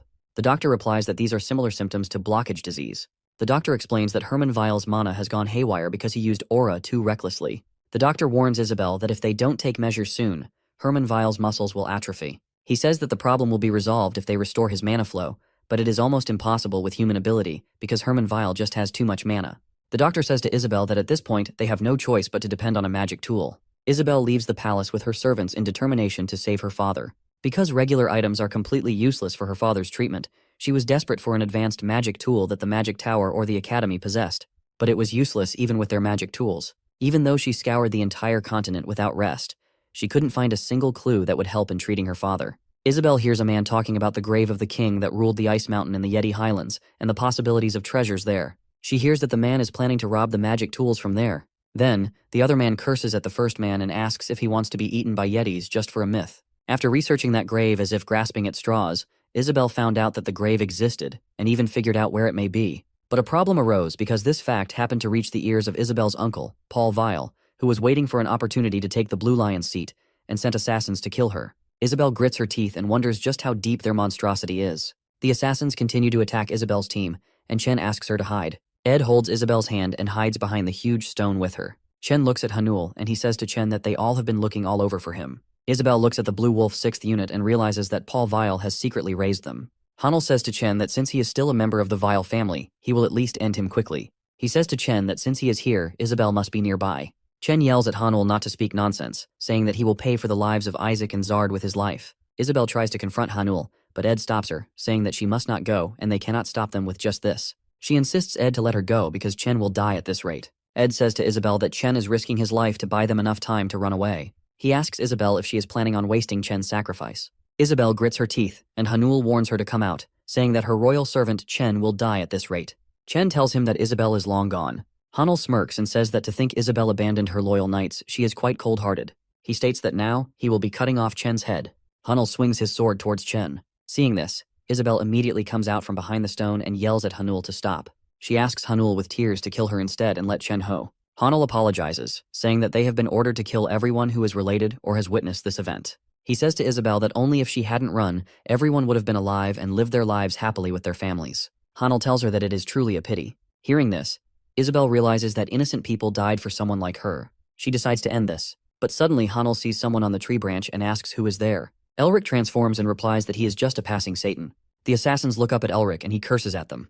Hanul asks Elric if he is some sort of demon worshipper, and if that is some sort of avant-garde bullshit. He says to Elric that he would have lived if he had just passed. Hanul's eyes widen when Elric uses his magic spell and lands on the ground. Hanul asks Elric who the hell he is. Elric asks Isabel if she is alright. Isabel looks at Elric with astonishment and replies that she is alright, and asks him if he is okay too. Elric replies that he is. Seeing Elric on the ground, the Blue Wolves wonder if all the magicians usually land like that. The Blue Wolves wonder why Elric is not getting up or if he may be embarrassed. Elric gets up and states that he would have made a badass entrance if it were not for the snow. Hanul looks at Elric in confusion, and Isabel wonders if Elric is the person who went missing. She realizes that she can't let Elric get caught up in this. Isabel requests Elric to run away, saying that this does not concern him. Hanul says to Isabel that he already told her that they won't be leaving any witnesses. He commands his team to eliminate Elric. Seeing this, Elric looks at Hanul and says that something like benevolence is wasted on trash like him. He throws his Augusti spell on the Blue Wolf members who came to attack him and gets into a battle against them. Isabel and Ed watches the scene in disbelief, and Hanul asks what in the world is happening. Hanul orders his members to hurry up and kill Elric. He commands them not to give Elric the time to chant. When a member of the Blue Wolves raises his sword towards Elric, Elric blocks his attack and asks him who allowed that. He smoothly penetrates them, and they begin to struggle against his spell. Seeing this, Hanul yells at Elric, asking who he is and if he is doing this all the while knowing who they are. Elric chuckles and replies that he does not care who they are. He teases Hanul, saying that they should bow down first. Hanul grits his teeth and then says to Elric that he will kill him. Isabel watches them with Ed and Chen, and wonders who in the world Elric is because he is overpowering the Blue Wolves so easily. She thinks that Elric is definitely a powerful magician, but it feels dangerous because he will be in trouble if she gets close to him. Hanul leaps towards Elric with his sword, saying that he will kill him. Elric looks up at him and realizes that he is fast. Isabel comes out and yells at Hanul to keep his distance from Elric. Elric uses his Iron reinforcement spell and creates ice rocks in front of him. Hanul smirks and asks Elric if he seriously thinks that he can block him with magic like this. Hanul breaks the ice rocks in rage and yells at Elric, stating that this is the end. Elric again creates a huge ice rock in front of him, and Hanul tries to break it. Hanul asks why this is not breaking.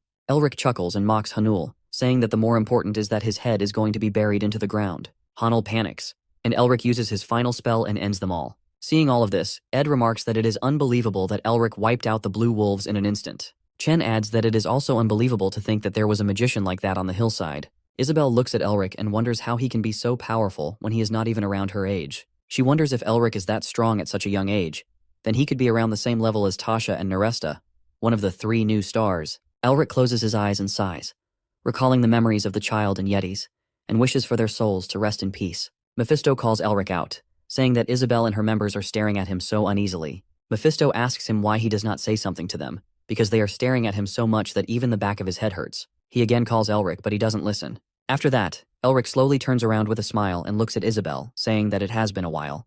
Chen thinks that even though Elric helped them, he is still a complete stranger, and it is too early to let their guard down. He thinks that Elric is just as dangerous as the Blue Wolves if he has some ulterior motive. Isabel kneels before Elric and thanks him for saving them. Ed and Chen look down at Isabel in disbelief and ask how she could kneel. Elric immediately says that she has no need to go that far. Isabel also commands Chen and Ed to kneel before Elric. They obey Isabel and thank Elric for saving them. Mephisto remarks that it looks like Isabel knows what courtesy is, unlike Chen and Ed. Elric says that he just did what anyone would have done, and requests them to get up. Isabel gets up and asks Elric if she may ask him for a favor. Elric replies with a smile that he has to go somewhere else. She holds his hand in her palms and tells him that she would like to commission him. Elric looks at his hand, then at Isabel. After that, their horse carriage moves through the dark place. Elric sits in front of Ed and Isabel. Mephisto tells Elric that he can see the corners of his lips rising. He annoyingly asks Elric to hide it properly. Elric wipes the sweat from his face and replies that is to be expected, since he was given something so valuable. He looks at the gold coin on his palm. Elric recalls his earlier conversation with Isabel before sitting in this horse carriage. Isabel gives him the gold coin and he asks if it is the gold coin after seeing the sign of the blue lion on it. He asks Isabel if she is a lady of the whale family. Isabel replies that it is shameful to admit, but she. Elric realizes that it explains why she is so exceptionally beautiful. Scentless flower, Isabel Whale. Though her beauty was enough for even the crown prince to be infatuated with her and ask for her hand in marriage, was abandoned because she was a flower with no scent, just for the reason that she was not born with talent. Isabel believes that if the flesh and blood of the lion do not have sharp teeth and claws, then their worth falls just as much. Elric looks at Isabel and remembers that he heard she was living like a loner in her estate after some time the marriage was broken off. He smiles and introduces himself, saying that it is an honor to meet the only daughter of the Blue Lion. Isabel asks him why it would be an honor to meet someone like her. Elric replies with a smile that it is okay to have confidence. He tells her that from what he has seen, her tenacity is one that would not shame the name of the Blue Lion. Isabel thanks him for his motivating words. Elric reminds Isabel that she said something about a commission to him. Isabel replies him that she doesn't have anything. But at the moment, she shamefully wants him to escort them to the imperial capital. Chen tires to interrupt, saying that they still haven't found that place. Isabel tells Chen that she doesn't want to lose even them because of her own greed. She states that she is going to meet with her uncle to negotiate with him first. Hearing Isabel talking about her uncle, Elric realizes that those knights from earlier look like they are part of the whale family too. He wonders if there are some internal struggles within the whale family, because he heard that the Blue Lion was sick with something similar to the blockage disease. Elric's eyes widen when he realizes that he could use this to make the Blue Lion indebted to him. He begins to assume what will happen if the revived Mervinger joins hands with the Blue Lion. Elric imagines that it will be quite a spectacle. He giggles, thinking that being smart is the best. Elric coughs, and Isabel tells him that even though they are lacking to borrow his skills, she would like to give him about 2 times what she just gave him as a reward upon completion. Elric hums in response and looks at the gold coin on his palm. Isabel assumes that Elric cannot do it and extends her hand to take the gold coin from him. Elric immediately holds her hand and states that he will escort them safely. Now back in the horse carriage, Mephisto asks Elric why he needs money when there are tons of treasures in that Shynike's nest. Elric replies that he has a plan, and asks Mephisto not to say something like that if he has never been cold and hungry before. Elric glares at Mephisto and asks what he is supposed to do when he does not have any money on him right now. He says to Mephisto that it might not matter to him, since he is a trash ghost. But humans need money to eat and sleep. Mephisto sighs and comments that this is the problem with humans. Elric tells him that this sound conduction thing is pretty convenient, and he can send words to the target he wants with only a small amount of mana. Mephisto smirks and says to Elric that he only taught him because he was so annoyed with him keeping his mouth shut when anyone else was around. Elric chuckles and teases Mephisto by calling him a chatterbox, saying that no wonder he hated being muted so much. Mephisto glares at him and asks how he dares. Isabel looks at Elric and realizes that he is not saying a word. She wonders if it is because she commissioned him, but she knows that she needs his help, because if her uncle, Paul Whale, sends even stronger blue wolves, there is no way that the 3 of them can block them. At Isabel's uncle, Paul Whale's palace, Paul Whale gets up from his throne and asks if Squad 6 has been annihilated. The member of the Blue Wolf bows in front of Paul Whale and apologizes with tears. Paul Whale says to him that if he is sorry, then he shouldn't have done something to be sorry for in the first place. Paul Whale finishes him with his sword and asks Hilton how he thinks Isabel will move. The Blue Wolf squad leader, Hilton, replies that since traces of Isabel leaving the Ice Mountain have been confirmed, she will most likely return to the Imperial capital. Paul Whale asks if Isabel is returning to the Imperial capital, then that means she will try to negotiate with him. Hilton replies that it is most likely to happen. Paul Whale puts his sword back into the scabbard and asks how such an incompetent girl like Isabel can try to negotiate with him. He tells Hilton that he only has one chance. The horse carriage reaches the Lacente, and Chen informs Isabel that they have arrived. Isabel smiles and says that they arrived in only 2 days from moving without rest, so she is so stiff. Mephisto's body aches all over, and Elric laughs and calls him a floating ghost. He asks Mephisto why he stayed upside down when he knows that the correct posture eases the mind. Elric looks out the horse carriage and sees the blue wolves. He looks into their memories and watches Hilton with other members. Hilton orders them to gather the Blue Wolf squad too. He tells them that they must mobilize their most powerful squad for something so trivial, because Isabel returning to the capital is no different from a declaration of surrender. Hilton states that a hound should act like one. He says that Isabel will no doubt pass through La Sente if she is coming from the Ice Mountain to the Imperial capital. Hilton orders other members to turn that place into Isabel and her people's graves. Coming out from the memories, Elric widens his eyes. Isabel looks at the Blue Wolves and says that she expected that they wouldn't be able to move freely since the Lord rules over this place. But she never expected it to be this extent. Chen asks Isabel if they should turn back. Isabel denies, saying that they have already caught the Blue Wolves' attention, and it will only make them more suspicious. She asks Chen to abandon the carriage, saying that they should get out from here in secret and find another place. Elric interrupts, saying that there is no need to do that. Isabel asks him what plan he has. Elric smirks and uses his display magic. The horse carriage begins to move, passing all the Blue Wolves without catching their eyes. They reach the place and come out from the horse carriage. Isabel asks Elric what magic he used. Elric chuckles and replies that it is just a simple illusion magic that makes their appearance look like something else for a moment. He adds that it is nothing more than a hypnosis that can break with even the slightest shock, so they have to be careful. Isabel thanks Elric, saying that they have entered the city safely because of him, and she is grateful from the bottom of her heart. Elric asks them to stay a night here and says that he will be right back on some business to take care of. Isabel asks him to come back safely. Elric and Mephisto begin to walk through the streets of the city. Mephisto asks Elric why he went out of his way to use illusion magic when he could have just wiped them all out. Elric replies that he didn't want to fight when he didn't even know the scale of their enemies. Elric adds that he also needs to conserve his mana for emergencies. Mephisto asks Elric what he thinks that soul speech and seals are for, and if he is just lazy. He asks Elric if he should go to the academy or whatever soon, in any case. Elric replies that he should, but he needs to find something out first. Elric informs Mephisto that he needs to know what sort of situation their dean is in so that he can prepare how to ruin him over. Mephisto grins and exclaims that he does not know who Dean is, but he is such an unlucky man because he is being marked by Elric. Elric sighs and they continue to walk.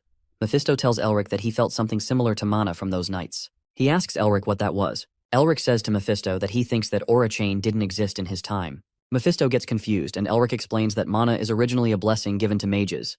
But as time passed, even martial artists developed a method to apply mana to their bodies. Elric adds that if mages use magic by creating mana circles in their hearts, martial artists strengthen their bodies by weaving aura chains around their dantians. Elric tells Mephisto that just like how the ranks of mages are categorized as 6th Circle Magus, 7th Circle Archmage, and 8th Circle Sage, the ranks of martial artists are categorized as 1st Chain User, 2nd Chain Advanced, 3rd Chain Expert, 4th Chain Master, and 5th Chain Superior.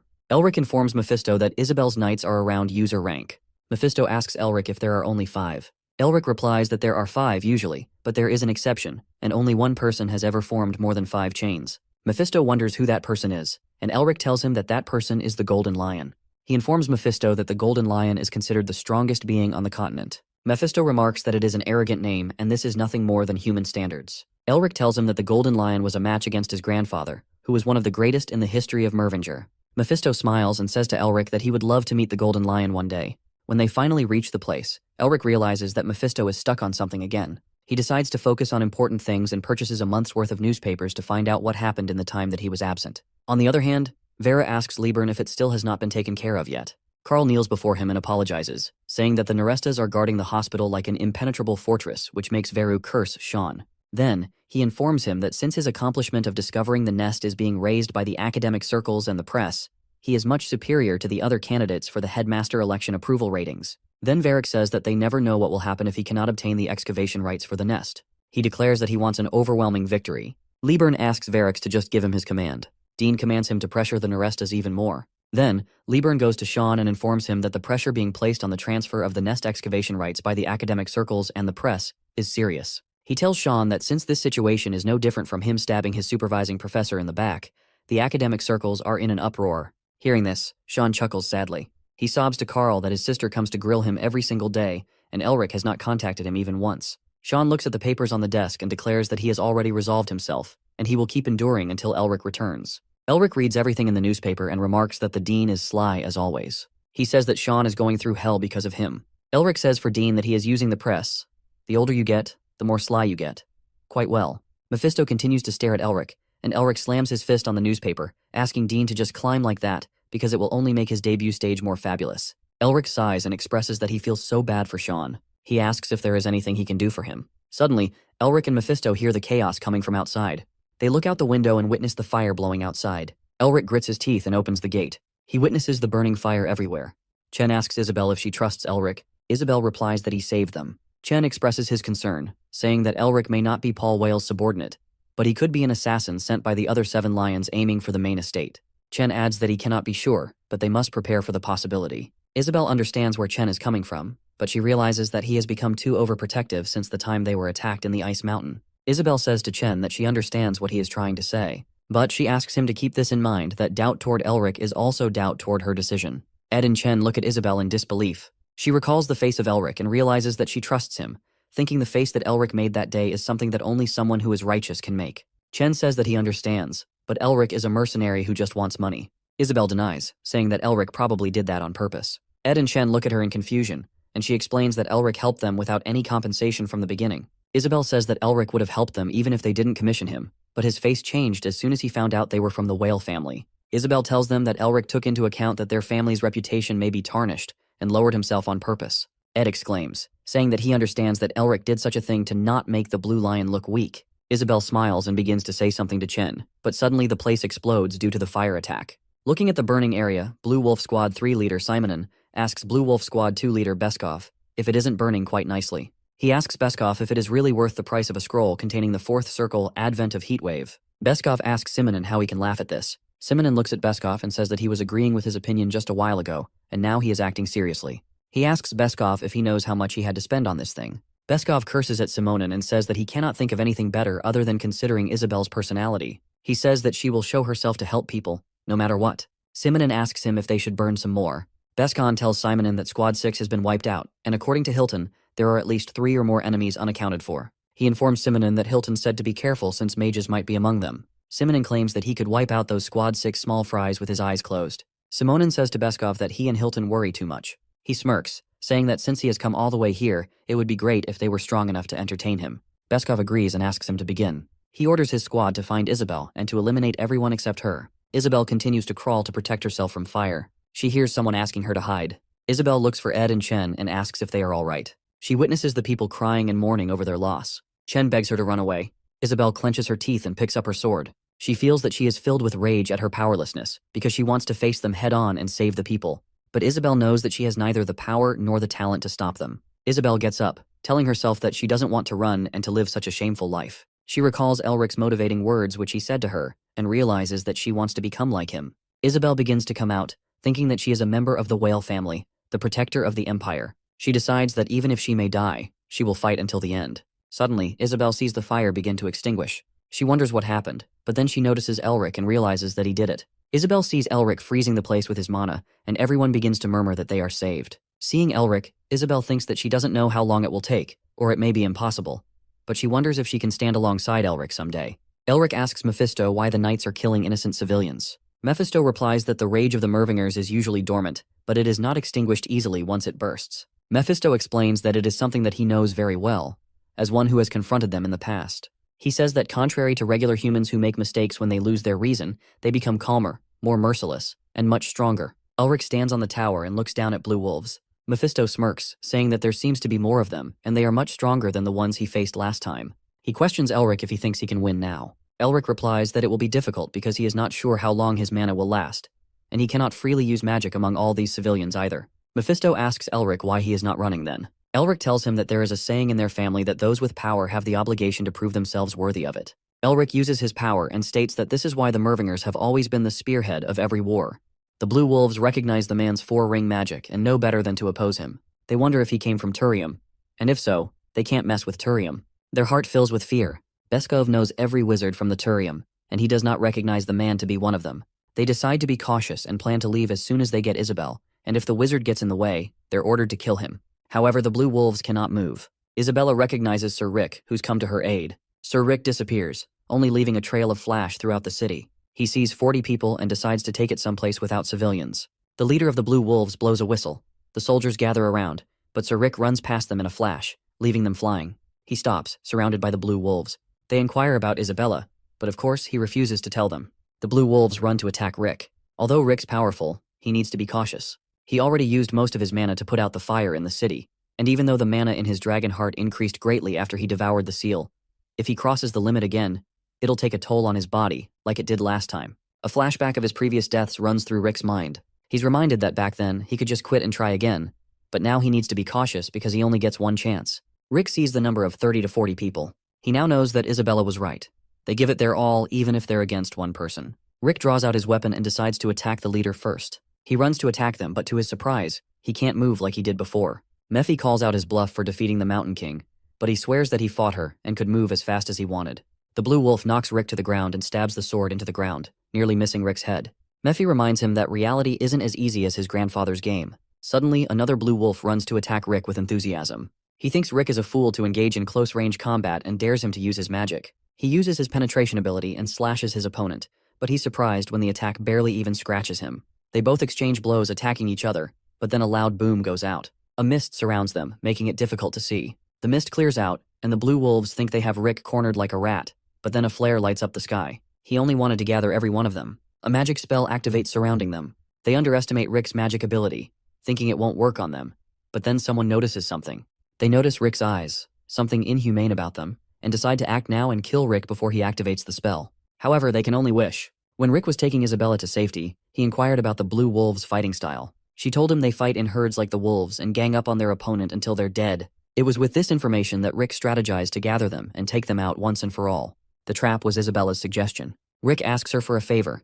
He tells her to guide the citizens out of the square and rip the signal magic scroll because that's the only way he can rise and wipe everyone out. Meanwhile, Rick uses his mana trap and freezes everyone. He approaches one of their soldiers and calls them dim-witted puppets for not seeing the mana. As he reaches to give the last man a miserable death, someone interrupts at the last minute and attacks Rick. The Blue Wolves had a second formation keeping an eye on Rick. The way Rick lured all of them to kill everyone all at once impressed the Blue Wolves too. They admire his confidence and the strategic plan, but then they notice the mischievous grin on Rick's face, which makes them wonder if he knew they were spying on him. However, they don't believe it's possible, and if he had known, they think Rick wouldn't have chosen to use a mana trap. The Blue Wolves tell Rick to hand over Isabel in exchange for his life, but Rick doesn't plan to let them live. He threatens to show them no mercy because they have abandoned their chivalry.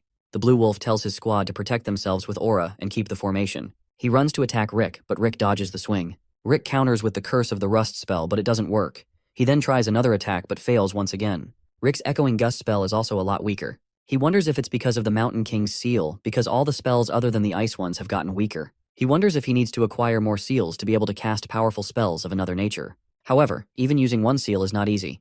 The Mountain King's seal is difficult to use. In the mountains, Rick could draw his energy from the ice, but in a city, his ice skills won't be as effective or even mana efficient. But Rick has other ways to get out. He summons the blizzard. The Blue Wolves struggle to even stand their ground.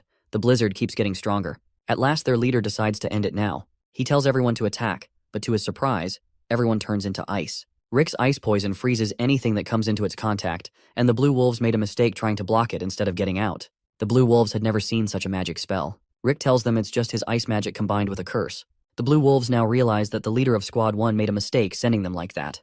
The Blue Wolf threatens Rick for crossing them and says the leader will have his head. But before the Blue Wolf could say anything more, Rick kills him, splattering his blood all over. He tells him he won't be alone in the afterlife because the leader will be the next one. Meanwhile, right outside the town square, some of the Blue Wolves manage to escape, thanks to Beskov, and they have the scroll that contains the 6-ring spell, Wheel of Fire. They feel ashamed running away from the fight like cowards, but their leader tells them to keep running. He tells them to burn the city down and to burn everything and even kill Isabel if they have to. But their only task is to turn the city into ashes. Mephi smelled the mischievous plans of the Blue Wolves, and he alerted Rick about it. Suddenly, a huge blast goes off in the city.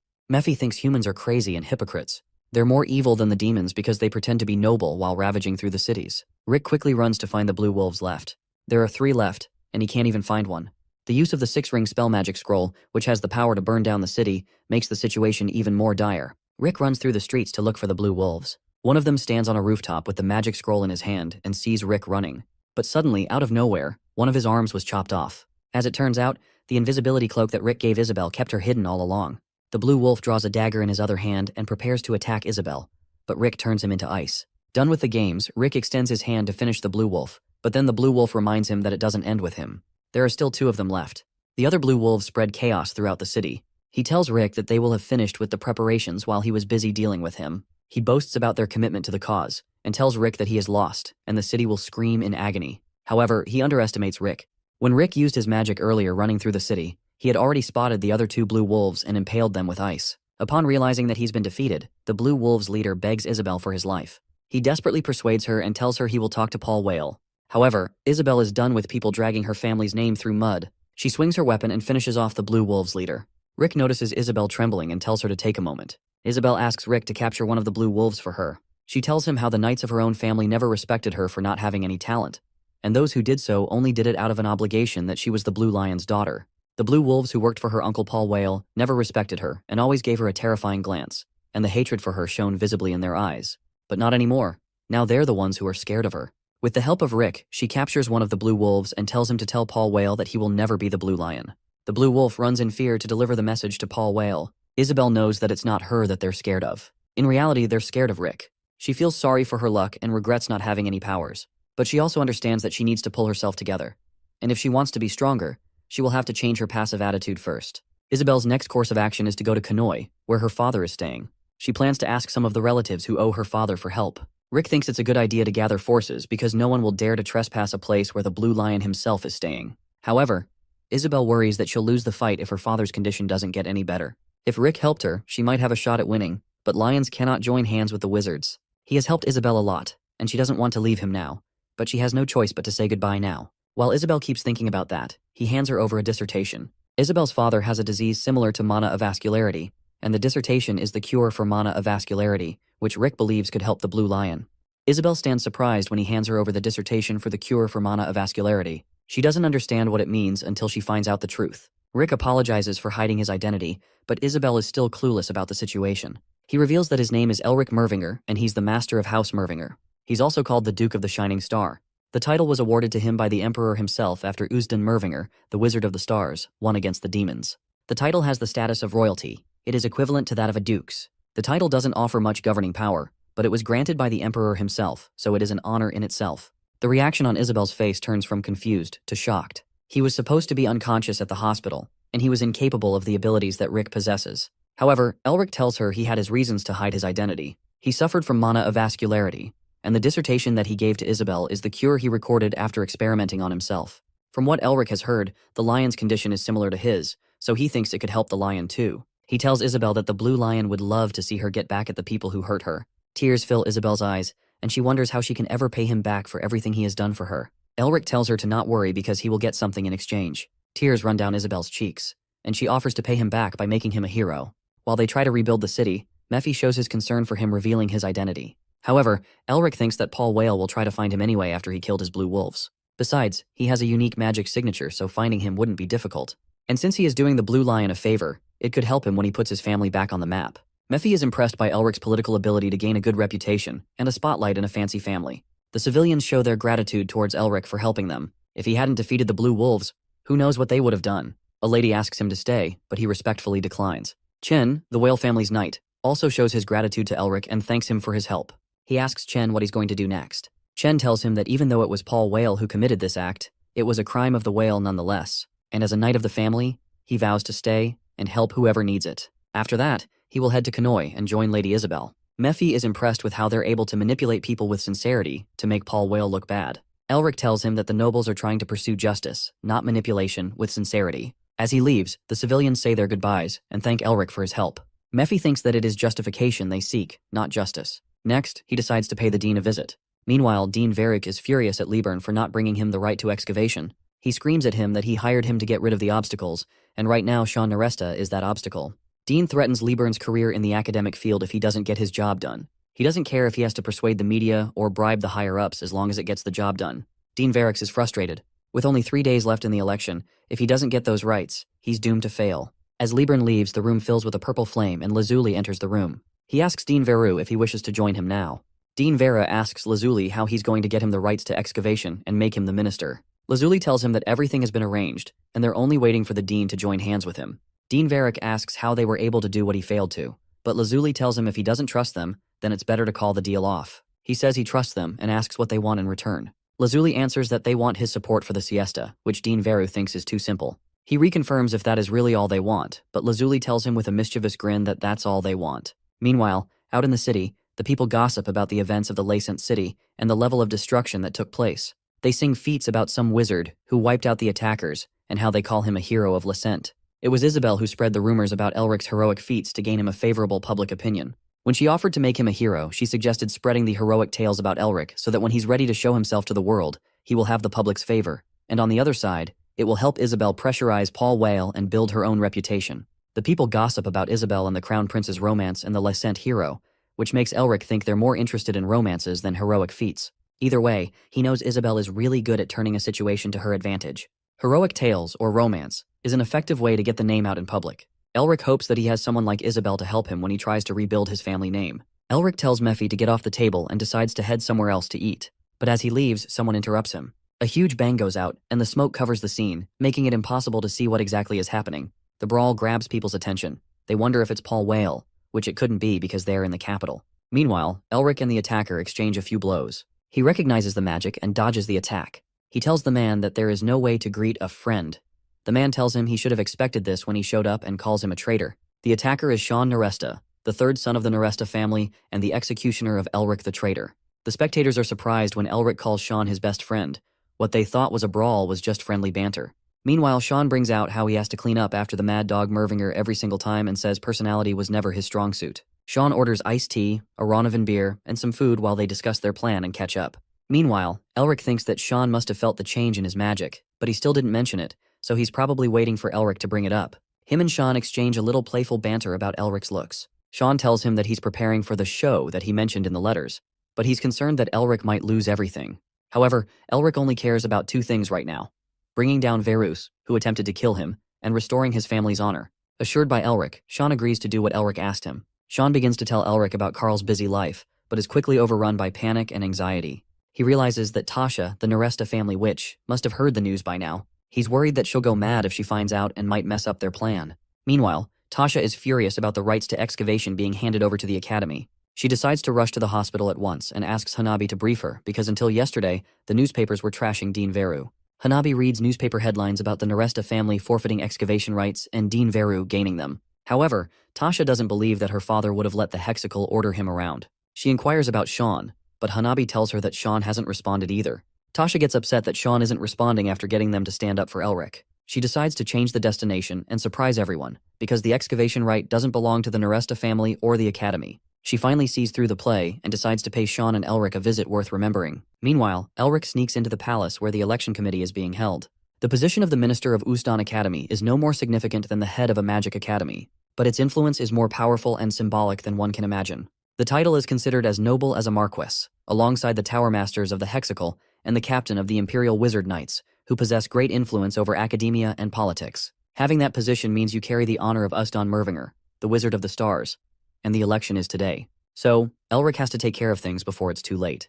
Meanwhile, Dean Veru addresses the committee and boasts his part in discovering the Diamond Dragon's nest, a historical feat.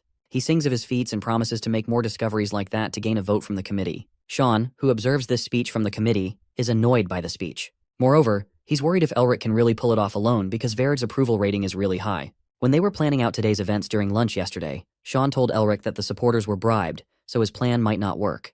But he assured him that what he plans for today will work. Meanwhile, Lazuli compliments Veru's speech, but Veru doesn't wish to jinx it yet because he hasn't been elected yet. He tells Lazuli that he will hold up his end of the bargain. In reality, Verix has no plan to help the siesta. After being elected, Veru will be with the Tower Masters of the Hexical, and it'll be easier for him to take care of the siesta once he is the minister.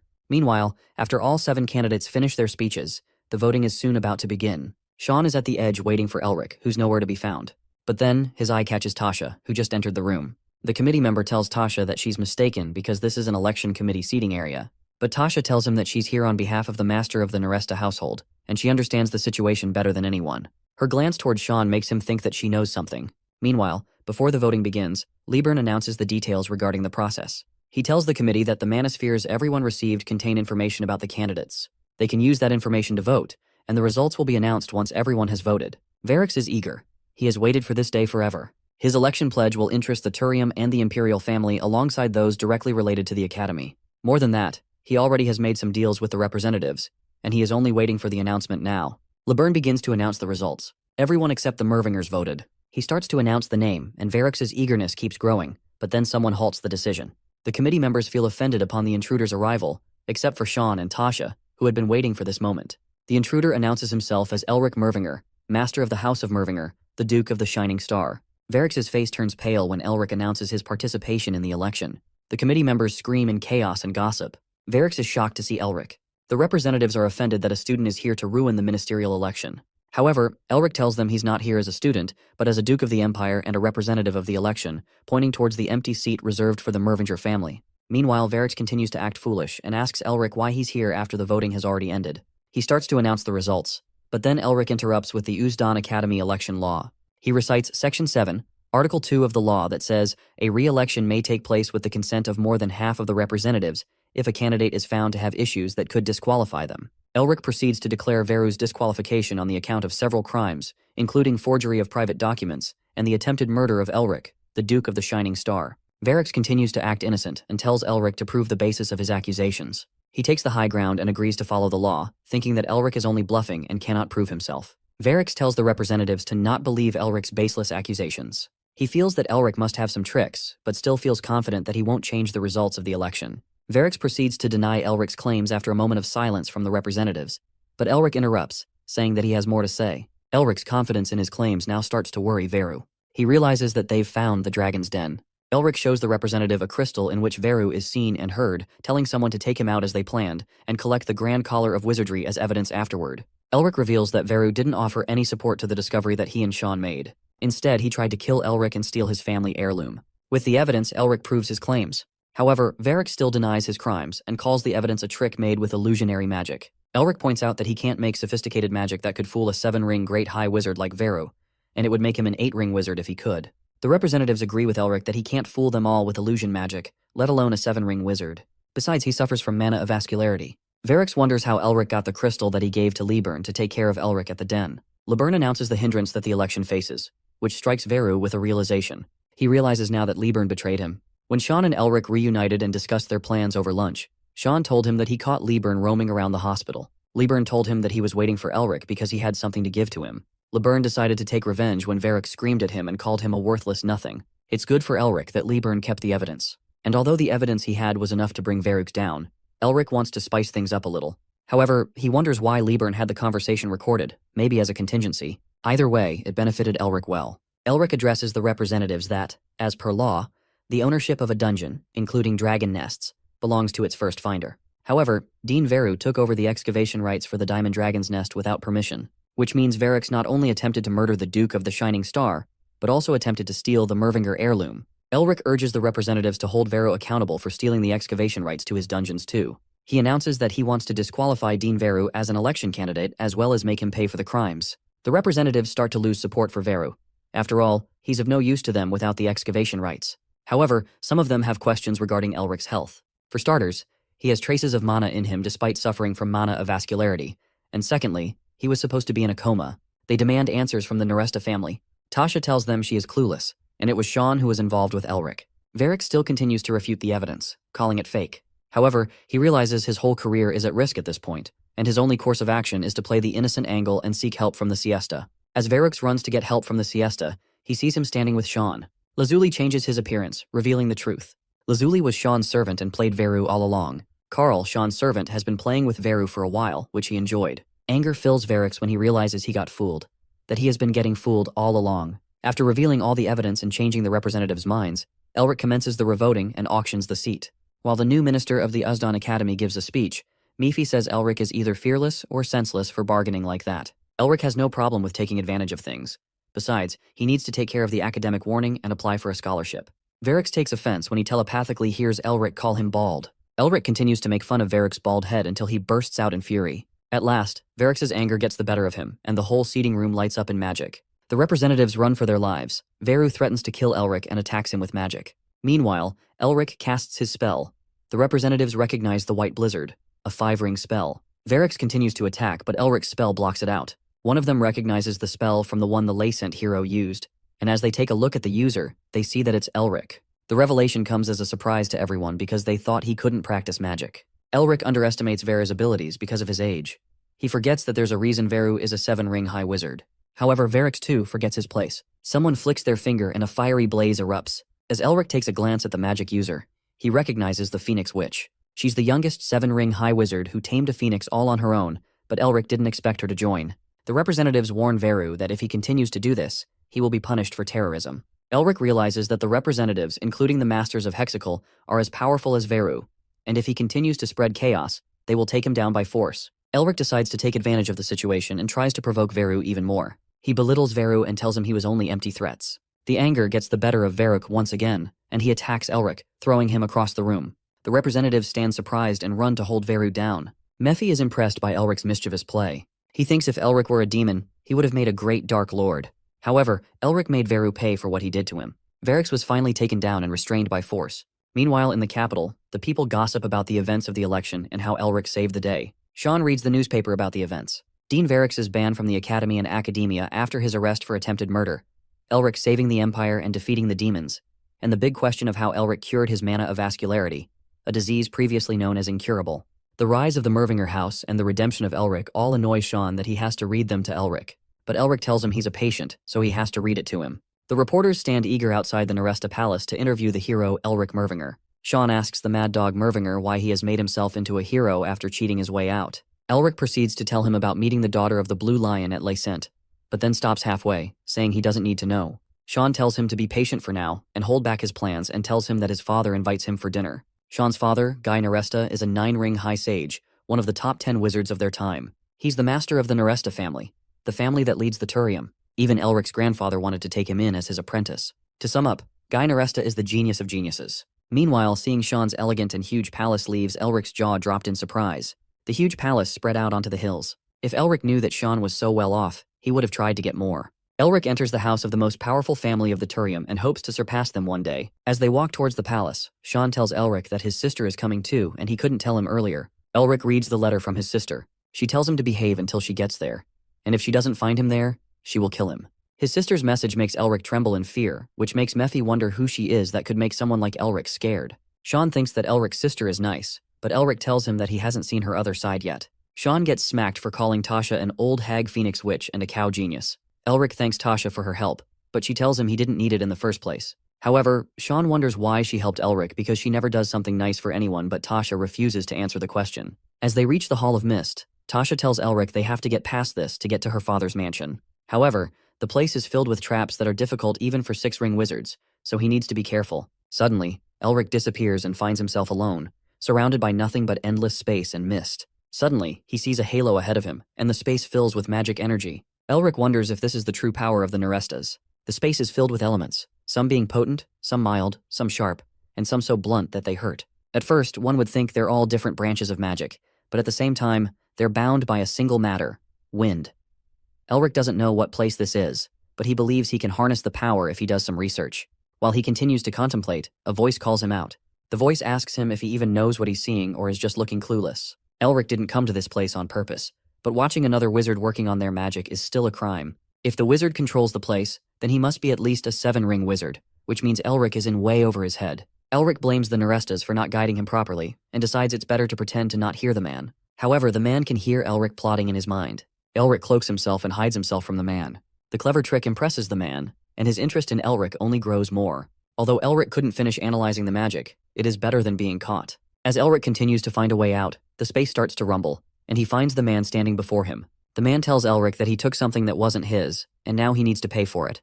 Meanwhile, Sean and Tasha think about what to do next. Guy Naresta finds the Hall of Mist open and asks them what happened. Tasha tells him Elric disappeared before they could go through the entrance. As they look up, they see magic engraved. Guy Naresta realizes that it's his great-uncle's doing. However, what he's thinking is beyond anyone's understanding. Sean insists on helping Elric because he was their guest. Seeing Sean care about Elric makes Tasha even more curious about him. Guy Naresta is intrigued about Elric too. His family was an elite wizard family as powerful as the Turium, which only makes him wonder what Elric is capable of. The Hall of Mist was the old man's lifelong research, and it took Elric only a moment to understand it and use it against the old man, which only impresses him more. So, he decides to test him for everything he's got. Mephi, Ottohan, and now this old man are all after Elric for some reason. He struggles to defend himself against the old man's attacks. Elric uses his mind and decides it's better to calm down and understand the situation first. This place has more than one attribute of magic, and the Narestas are known for their mastery of wind, which only means that the magic in this place has different attributes of wind. All it takes is the understanding of wind to master this place. Fire mixed with wind turns water into vapor, which is collected and turned into mist by the light breeze. The icy wind combined with mist thickens it, and the rapid gusts that flow through it entrap everything that steps in it. The old man's accuracy in controlling the wind means that he can raise a storm if he wants to. Elric didn't start the fight, but he's now committed to finishing his analysis. He felt his other types of magic being weak in Lascent before. However, studying the way mana flow in this place changes the winds, and applying it to his mana and ice magic will allow Elric to rearrange the mana flow from his incantations to his seal and increase his mana efficiency. This way, he can learn to control other attributes with his ice magic too. Elric finally understands how the magic works in this place. He starts to absorb the energy. His seal incantations start to glow, and his energy transcends, finally elevating his magic levels. The old man sighs in relief as if he found what he was looking for. Finally, Elric goes back to Sean and Tasha. They're surprised how it took Elric 46 minutes to get out when it takes a 6-ring wizard at least 24 hours, and Tasha took 4 hours and 52 minutes. Mephi realizes something more. He recognizes that Elric's mastery of the Mountain King's seal rose to 5 stars. Mephi was impressed with the magic circle, and Elric managed to not only break it but take it for himself too. Guy Naresta recognizes that Elric has upgraded to a 6-ring wizard a few days after curing his mana of vascularity, breaking Tasha's record for being the youngest 6-ring wizard ever. Elric formally meets Guy Naresta, the master of the Naresta family. Guy Naresta apologizes to Elric for troubling him and welcomes him inside the house. A silence overruns Elric for a moment, but then he follows them inside. Meanwhile, Isabel finds her father awake on the bed and runs to hug him in excitement. Her father asks her how she managed to treat him when even the doctors deemed him incurable. Isabel bursts out in tears and tells him Elric helped her. The Blue Lion doesn't doubt Elric's help for a second. Their family has always helped others in need. Seeing him prepare to leave, Isabel tells her father to rest, but he tells her that right now his priority is to find Elric, even if he has to go to the other end. In a world full of chaos, he needs righteous men like Elric. Hilton informs Paul Whale of the Blue Wolves' defeat and their failure to capture Isabel. The Blue Lion's cure and the death of the last surviving Blue Wolf were all Elric's doing. Hilton informs Paul Whale that the Blue Lion is heading to the Naresta residence to contact Elric Merginger. Paul Whale thinks the Blue Lion has gotten weak for not confronting his brother first, and tells Hilton to stop him from meeting Elric. He tells Hilton to get rid of the Blue Lion the moment he leaves for the Naresta residence, and reminds him that he's only alive because of his abilities. As Sean and Elric head inside the mansion, Mephi raises a serious concern. He wonders if Guy Naresta is even human. Mephi is concerned because if Guy is an ordinary human being and not even a Mervinger, it should be impossible for him to gain that amount of power without meddling with some other race. However, Elric tells him that humans have been evolving for the 1,000 years that Mephi lost being locked up. He tells Mephi about all the other powerful humans, like the other masters of the Turium, the Lions of the Domus Leonis, the Oculus of the Imperial family, the Soldiers of Libertas, and the Therianthropes. Mephi feels delighted to have woken up at this time. Other than the Gold Lion, the most powerful being on the continent, there are other people as powerful as Guy, or even more than him. The world is full of people tearing each other apart to take over the world. Mephi looks forward to stumping them all under his feet and rising to victory as the Dark Prince Mephistopheles. He says he will have to train Elric harder to recover his powers, but Elric pays no attention and leaves. Meanwhile, as they all have lunch together, Lil and Tom start to fight each other like kids do. Their mother tells them to be quiet at the dinner table. The childish banter between the siblings and their mother telling them to stop fighting brings back memories of his past to Elric. He remembers how he shared a table with his parents and how they raised him. While reminiscing about his childhood, Elric barely ate his food, which made Sean's mother think that he didn't like the taste. However, Elric assures her that the food tasted good, and he was just savoring every bite of it. He tells her that he feels nice having a meal with other people, which reassures the mother. After lunch, they have tea together. Guy brings up the fact that Elric is handing over the excavation rights to the Naresta family. As they drink tea together, Guy asks Elric if he hates him. The Mervinger family was a 1,000-year-old family that emerged victorious through many wars. A family like that doesn't just fall apart in a few days. It was abandoned by the Imperial family, set up by the Hexical, and betrayed by those they once trusted. It was politics that brought the demise of the family. Elric tells Guy that he doesn't hate him because he believes there's more than just one side to a story. From what Elric knows, Narestus didn't participate in Mervinger's family's demise. They just couldn't assist due to political reasons. Elric doesn't hate them because he would have done the same if he were in their shoes. However, Mephi is annoyed at Elric for licking Naresta's boots. Just 1,000 years ago, all of the Hexical were busy following the Mervingers, and besides, they both are the masters of their houses, so they're the same rank. Elric tells Mephi that it wasn't Guy's fault, and it's been ages since the fall of House Mervinger. Elric came to the palace because it's his friend's family, but he has ulterior motives. Narestas are his rivals, and he needs to know what their wizards are like and what kind of person Guy is. Guy announces his unconditional support for the Mervinger family, which comes as a shock to Elric. Guy tells him that it is a token of appreciation for the rites of excavation. Mephi is a bit skeptical. He wonders whether Guy wants to strengthen his ties with Elric, or if he wishes to take him in while he's powerless. Either way, Elric doesn't have much to lose, and with the Naresta family's support, he can rise to a higher status sooner. However, Guy supporting Elric will cause conflict with the other families, including the Hexical. Confusion clouds Elric's mind because why would the master of Naresta support the powerless House of Mervinger if he doesn't have anything to gain? Before Elric could accept Guy's support, an intruder breaks in through the window. The glass shards fly off everywhere. Elric wonders who would be foolish enough to attack the Naresta residents. His eyes widen in surprise when he sees the intruder, as if something impossible has happened. The intruder, covered in a hooded gown, points towards Elric and claims to take him as his apprentice. Sean once told young Mervinger that his father collects talent, and they always had more than 100 guests in their house.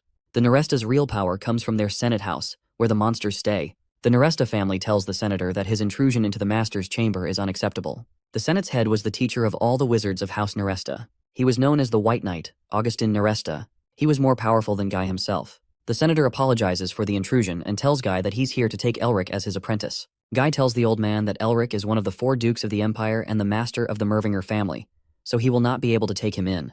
Before Guy could say anything further, our protagonist steps in through the crowd and introduces himself to Augustin Naresta. He tells him that he recognizes him from his father's tales, and that if his family had had him, then they wouldn't have fallen so easily. Augustin compliments Mervinger's cleverness and asks him to be his apprentice. Though he declines the proposal, Augustin insists that he took some of his teachings from the Hall of Mist. So Elric tells him that that was unintentional and he only did it to escape the Hall of Mist. Besides, it was Augustin himself who put him in that position. Augustin gets tired of his lack of seriousness. He stomps his feet down, and everything around turns into a glittering night sky. Everyone gets astounded by the bright, glowing night sky. Augustin smacks Elric, moving him across the space. The physical movement that felt like teleportation surprised Elric. A wizard can't be moving that fast. Augustin grabs him and leaves. Tasha gets furious at Sean's inaction, but Sean tells her that this is how this stupid guy does things. Mephi is almost impressed by Elric's unpredictability and thinks Augustin is his next target after himself. Elric taking on Augustin wasn't something that even Mephi expected, and Augustin is now in for a lesson. Young Mervinger wakes up, having no idea where he is. As he opens his eyes, he gets startled and slips off the cliff. Just as he's about to fall off the cliff, Augustin grabs him. After all, he doesn't want to lose his first apprentice in 90 years. Elric only wanted to steal some knowledge from the teacher of the Narestas. He didn't anticipate that he would be kidnapped like that when he only wanted to keep Augustin interested. As he stands at the edge of a cliff, he wonders if he just made a mistake. He tries to get a grip on things and activate his mana but realizes that his mana isn't working, just like mana of vascularity. Elric asks Augustin what he did to him. Augustin tells him to see it himself and lets him go to fall down the cliff. Elric visits the Naresta family. Elric's powers have been taken away, so he cannot save himself. He continues to fall, but then, out of nowhere, Mephi comes to his rescue. He asks Mephi to help him by teaching him how to use the Seal of Peccatum Originale because he thinks he'll need that to escape. Mephi tells him that he doesn't need that much power. Despite his mana being restricted, Mephi tells Elric that he can use the mana all around him. Elric uses this knowledge to use the situation to help himself. Suddenly, his magic incantation glows, and a gust of wind breaks his fall. Elric safely lands on the ground with a loud bang. Mana restriction made him feel like he's suffering from mana of vascularity again, and he barely survived that fall. However, he wonders what place he's in. He has good geographical knowledge, but he doesn't recognize this place from anything he's heard about, and it feels similar to the Hall of Mist. The old man tells Elric that this place is the Maze of Mist, a much more complicated version of the Hall of Mist. He finds it impressive the way Elric used the mana in the atmosphere to compensate for his own mana restriction. He asks the old man why he put him in danger if he wants him as an apprentice. The old man tells him that he can't teach him what he taught the Naresta family, but he will still teach him something. The old man tells Elric everything. He might be known as the senator of House Naresta, but he's also the leader of the Luye group. They only take one successor every generation, and the training is unrelated to the Narestas. It is the first time ever that Elric has heard about a group called Luyi. However, Mephi recognizes the name, but he didn't know the group was still active. He tells Elric that Luye came from the east and was quite the hindrance when he was active. Their magic is more combat-oriented than ordinary magic. Similar to martial arts, their magic focuses on using the mana circulation to fortify the body and engage in hand-to-hand combat. And this is exactly what Elric needs to learn.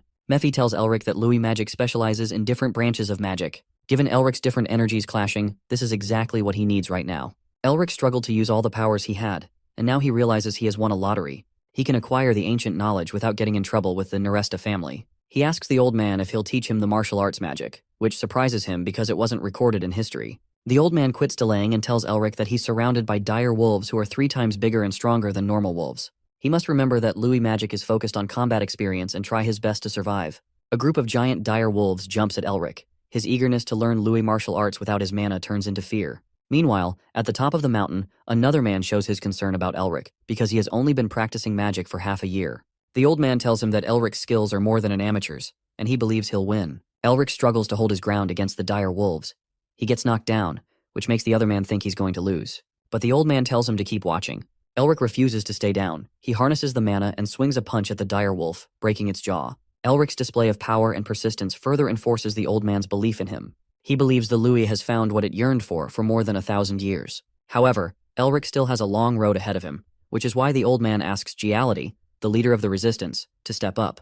The Oculus never managed to identify all of the resistance's members, but it was known that their leaders were as strong as any lion or the tower masters of the Turium. They were a fearsome terrorist organization that fought to free the continent from the Empire and the Emperor. Giality, the king of the beasts, is one of their former leaders. Giality agrees to help the old man, but the old man was excited to have an apprentice after so long, so Giality asks him if he's really sure. However, Mifi believes things will only get difficult from here on because the other one will be more cautious. Elric agrees that he cannot do this without mana and thinks the old man is insane for leaving him to fight the wolves with his hands. He's desperate to use the armor spell that he used at the Snowy Mountain, and if he knew any better, he would have done some physical training.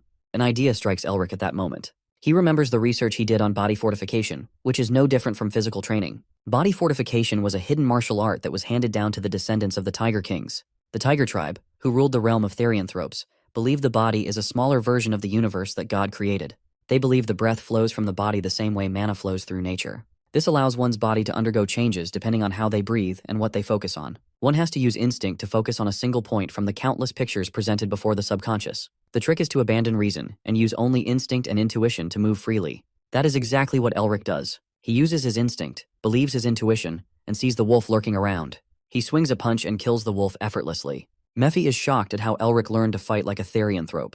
After finally defeating the two wolves, Elric sits down to catch his breath. The old man is impressed with Elric's performance, but this only means raising the difficulty. Before that, the old man rewards Elric. He points to a cliff where the moss is growing and tells him to take it. Elric accepts his fate. He understands that he has to defeat all the wolves to get over this training.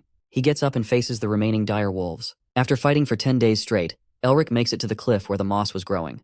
The Vitamors possess demonic energy, but Mephi doesn't understand why it's growing here. Elric worries if the demonic energy will replenish his mana if he eats the plants. But Mephi tells him that its effect is equivalent of herbal medicine on normal human beings. But since Elric carries demonic seals, the plants might work for him, and might even enhance his mastery of the seals themselves. Mephi believes there's a reason the old man sent him here, but he still can't understand how a demonic plant is growing in this realm. Elric has a love-hate relationship with the old man. He put him in danger, but it is also because of the old man that Elric could enhance his seal mastery and increase his mana. Not to mention, it was because of the mana restriction that Elric could fortify his body as well. All the good things aside, he's glad that it's about to end now. As Elric walks past the dead dire wolves and heads inside the cave, he sees the last dire wolf. But then a human leg catches his attention. The man riding the dire wolf tells Elric that even though he knew about his academic achievements, he didn't expect him to be so skillful already. The man gets off the dire wolf and tells Elric that if he can defeat the last wolf, then he will take him as his disciple instead. Augustine Neresta rushes in the moment Giality tries to recruit Elric and gives him his final task. Augustine argues that he put in the effort to train him, and Giality argues that the dire wolves he killed were difficult to obtain. He has to go to the Dragon Zone in the south to get the pups and then feed them Vitamors for 5 years to raise them. Mephi points out how the two look desperate to train Elric. Giality asks Elric if he wants to be an apprentice of the King of the Beasts, but Elric refuses, which leaves Master Neresta in awe. Elric tells Giality that he already accepted Master Neresta as his teacher, and now changing sides would not be loyal. Giality offers to teach him how to use the Phantom Eye to control beasts. Elric finds this deal convincing and agrees to be Giality's apprentice. He asks him to teach him the Phantom Eye, but Giality tells him to defeat the dire wolf first. The Phantom Eye requires great control of mana, and the Louis combat style boosts one's mana circulation, which enhances the Phantom Eye. Elric has recovered his mana by eating the Vitamors, so once he defeats the final dire wolf without using magic, Giality agrees to teach him the Phantom Eye skill. He wastes no time and throws the dire wolf flying. With the last challenge completed, he now wishes to learn the Phantom Eye skill. The old man Augustine approaches Elric. He stands before him and places his hand on Elric's shoulder to show him the truth. They teleport outside the Louis Hall, a sacred place for Louis. Elric senses the thick and gloomy demonic energy. It looks like a demonic zone that could only be built by higher demons. Mephi felt something different about the place when he first saw the Vitamors, and the place looks like it was built by Augustine. The old man tells Elric that his family hunted demons for generations, but he raises the question about how a demon zone is a sacred place for Luya. As they head inside the hall, Elric recognizes the Eastern architecture and the Eastern languages. The old man tells him that the founder of Luya was an alchemist who was researching medical botany in the East, until one day he lost his wife and daughter to a higher demon. He chased the demon all the way to the west to get revenge. However, the demon was strong, and the Grand Master had to change his plans. So, he decided to strengthen himself by combining the knowledge of the East with the wizardry of the West, and went so far as to take some elements of the demon power. The founder's grudge has been going on for 1,000 years. Elric thinks the reason the old man took him as his disciple is because no one has been able to exact revenge yet. But the old man tells him that the revenge was carried out a long time ago. The revelation that it was the old man himself who took the revenge surprises Elric. Mephi, too, acknowledges that the old man must be really powerful to have defeated that demon. He cannot begin to comprehend his master's strength to have defeated such a powerful demon. The old man tells him that the fight was affected by other things too, which is why he set a new goal for himself. He shows Elric the demon and tells him that he wanted to prove that it was his skills that defeated the demon by raising a disciple and having him fight the demon again. Elric is that disciple. The old man wants him to use his teachings and fight the demon, all to prove that he and his teachings are more powerful than the demon. Elric's job isn't just to defeat the demon and prove the old man's skills.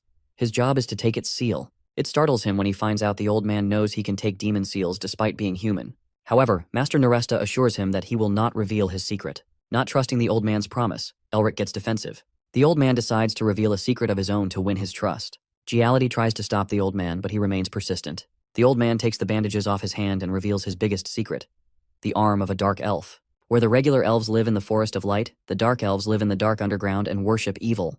The Empire, after wiping them out, classified them as demons. Elric points out that transplanting body parts across species is illegal, especially with demons. The old man tells him that no one, besides Giality, knows about his secret, not even his nephew Guy. He tells him that he found out about his secret when he was unconscious. The old man's intention was only to teach Elric more efficiently, so he apologizes for making him uncomfortable. It was because of that revelation that the old man decided to make Elric stay and achieve his lifelong goal. He understands that it might come off as greedy to him, so he gives him the choice to walk out if he likes. Giality, his tiger, and Mephi, they all stand waiting for Elric's choice. He understands that it is greedy of the old man to expect him to fulfill his goal. However, he also sees things from the old man's perspective. He understands that just like the old man, he too is working towards a goal, so he cannot refuse him. Elric bows before Master Naresta in respect and accepts him as his master. Then, he asks the master about his next steps and the name of the demon. The old man tells him that the beast is known by many names from east to west, but the Lui call it the vicious beast, Shu. Without hesitating, Elric steps forward with confidence to complete his task. Even Mephisto recognized Shu's power, so absorbing its seal could greatly strengthen him. However, he still doesn't know how to absorb seals. Mephi gets annoyed that he didn't even know how to absorb the seals while acting so confident all that time. He tells him that for demons, absorbing seals is the same as eating. No one tells someone how to eat, so he can't teach him how to absorb the seals. The gravity of the situation settles in for Elric. The Grand Collar shows no reaction, and when he first absorbed the Mountain King's seal, it happened on its own. Finally, a realization makes everything clear. All he has to do is absorb. Elric moves forward, and the beast starts to scream and move around while he absorbs its seal. It wasn't just magic, martial arts, and body fortification that he learned in the past week. He also learned to harmonize the different magical energies within him. Elric used his new knowledge to combine the mechanism of seals and incantation, and it worked. He learned to absorb the seal. Suddenly, Elric finds himself surrounded by woods. He wonders if he has teleported to some alternate reality as a test, just like the Mountain King. However, the surroundings give a sense of the opposite. He doesn't see any insects or birds in the huge forest. The place feels silent, like everything has been devoured. He doesn't feel that just because he's in an alternate reality. The sound of the wind, the sound of the swamp bubbles, and the gloomy noise that feels out of place. They all indicate that there must be a powerful predator lurking in the dark. As Elric moves through the woods, something catches his attention, as if he saw something lurking. He wonders if it's in the bushes or the sky, but he cannot sense it. Suddenly, a huge beast opens its jaws behind Elric to get a taste of a special human. He observes his enemy. The light that shines through the leaves turns shadows into its teeth. He wonders if he has to fight it like he did with the Mountain King. He doesn't know how to devour the seal yet, so Elric decides it's best to observe because he doesn't wish to die. The beast calls him out for taking his time, unlike his ancestors, who dived into the battle first. Young Mervinger wonders how the beast knows about his lineage. The beast realizes there's more when he notices Mephistopheles' seal. It sees the dragon heart and realizes that Elric knows how to use the incantations too. He can sense the hunger in the beast, as if it's desperate to devour him. But he doesn't plan to give up easily. He intends to fight. The beast didn't plan to make a move. Now he feels that things just got intriguing. The beast rises to the air, covering everything underneath its shadow. It tells him to get hungry and feed his desire and greed because that's how he can meet it again. Elric finds himself struggling to move, and then, in a moment, he finds himself back in reality. They're all surprised that it was so easy. However, Mephi points out that the demon is playing tricks. It had no physical edges, so it was difficult to maintain its existence. So, the demon is trying to cling to Elric to grow strong with his life energy. He wonders if the demon wants him to use the seal to make himself stronger so it can gain back its original powers. He asks Mephi for the demon's name, but Mephi refuses to help. Master Naresta tells him that Shu's proper name is Xiongshun, the disaster god. After the demon was defeated by the old man, it would have degraded, so it should have changed from Xiongshun to Xiongge, Xiongxia, and Xiongxing, meaning disaster devil, disaster killer, and disaster star. Mephi is annoyed with the old man that a human knows the hierarchy of demon names. Mephi finds it a bit odd the way the old man talks about it. The old man celebrates Xiangbao, the disaster violence, and presents the seal of Violentus. He tells Elric that Shu used to be a demon called Egwi, or a wraith of starvation. Because of their hungry nature and the craving for power, they climbed up from the bottom of the demon hierarchy. Because of this, the seal will allow Elric to detect danger more efficiently and find out his opponent's weaknesses in a second. This ability is exactly what Lui was trying to recreate. It aimed to transcend the 5 human senses through mana circulation to awaken the intuition, the feeling of heightened senses. The old man calls it the way of the Egwi.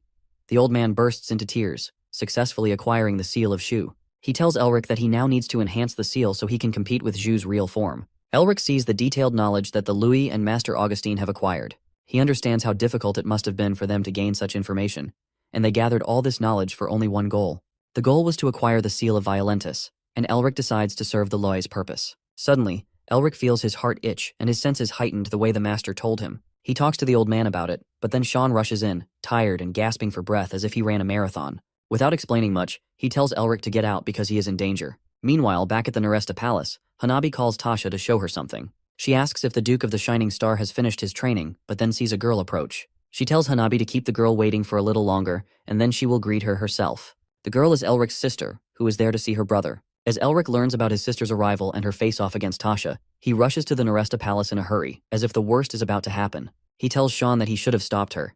However, Sean points out that Elric is the one to blame. He is the reason Tasha has gotten so competitive. Meanwhile, Tasha goes off to face Elric's sister. She has nothing to worry about because she remembers Sean mentioning that she probably has no magic talent. However, Elric is scared of his sister, and it can't be just because of her age, which makes Tasha wonder what's so special about her. Elric's sister keeps waiting at the door.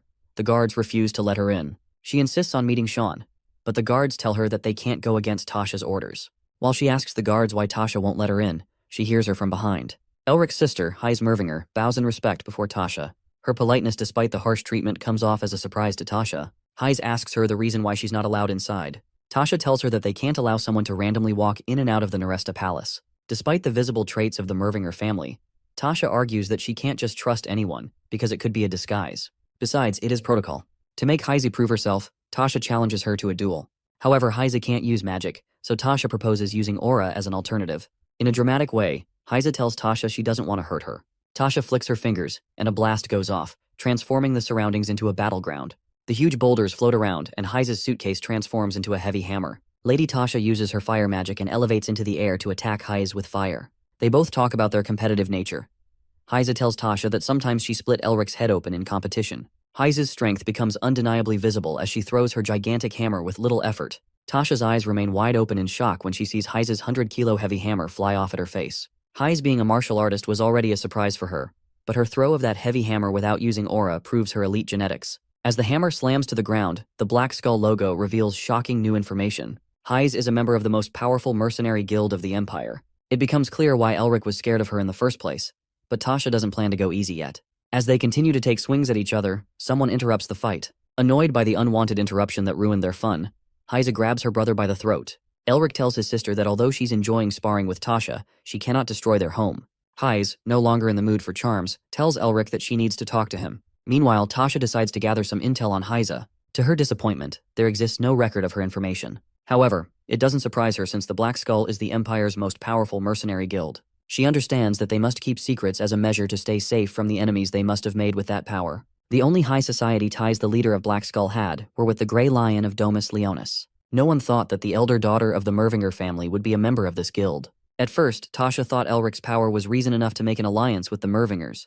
But now, Heise's connection to the Black Skull and her power is all the more reason to stay friendly with the Mervingers. Meanwhile, Elric and Heise's quarrel continues. She chases him with her hammer while Elric fights for his life. She points out how Elric has learned magic and talks back to his sister, but then swings her hammer at him. Elric manages to dodge the death blow thanks to the way of Eggy. Heise has always threatened to break off Elric's legs every time he caused trouble. Meanwhile, Mephi enjoys the fight from a distance. He has never seen Elric so scared before, and watching someone use aura instead of mana for the first time really intrigues Mephi. Heise swings a blow that Elric can't dodge. He casts a shield to block the attack. Even with his abilities, Elric struggles to hold his ground against his sister's powerful attack.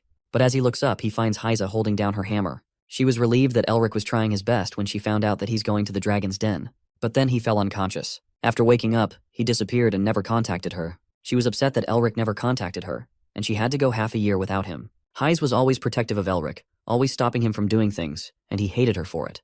But he also understands that she wasn't trying to control him. After their parents' death, It was she who took on the role of an adult. She had no family except him, so of course she was protective and wanted to take care of her brother. Elric tells her everything, that his being unconscious and disappearing, all of it, was to their family's mission. Even though he felt like giving up on the mission, he felt that there's no point in restoring the family's honor. But then, after some experiences, he realized that demons and evil could take over the world any time. He thought it would be a disgrace to the family if he chose to hide instead of fighting evil like their ancestors did. Elric tells Heise that he is going north to find the mission of their ancestors, and no matter how dangerous it gets, he wishes to fulfill the mission, just like their grandfather. He will keep going until the whole world shines like stars. Tears run down Heise's cheeks as she gets emotional with her brother's speech, but she still threatens to bash his head if he disappears again. Elric points out that she was supposed to show some appreciation for his goals, but Heise tells him she won't believe him so soon after what he did. Meanwhile, Mephi, who was observing the heart-to-heart conversation of the two siblings, is disappointed that Elric didn't get more pain. He fails to understand the complexity of human emotions.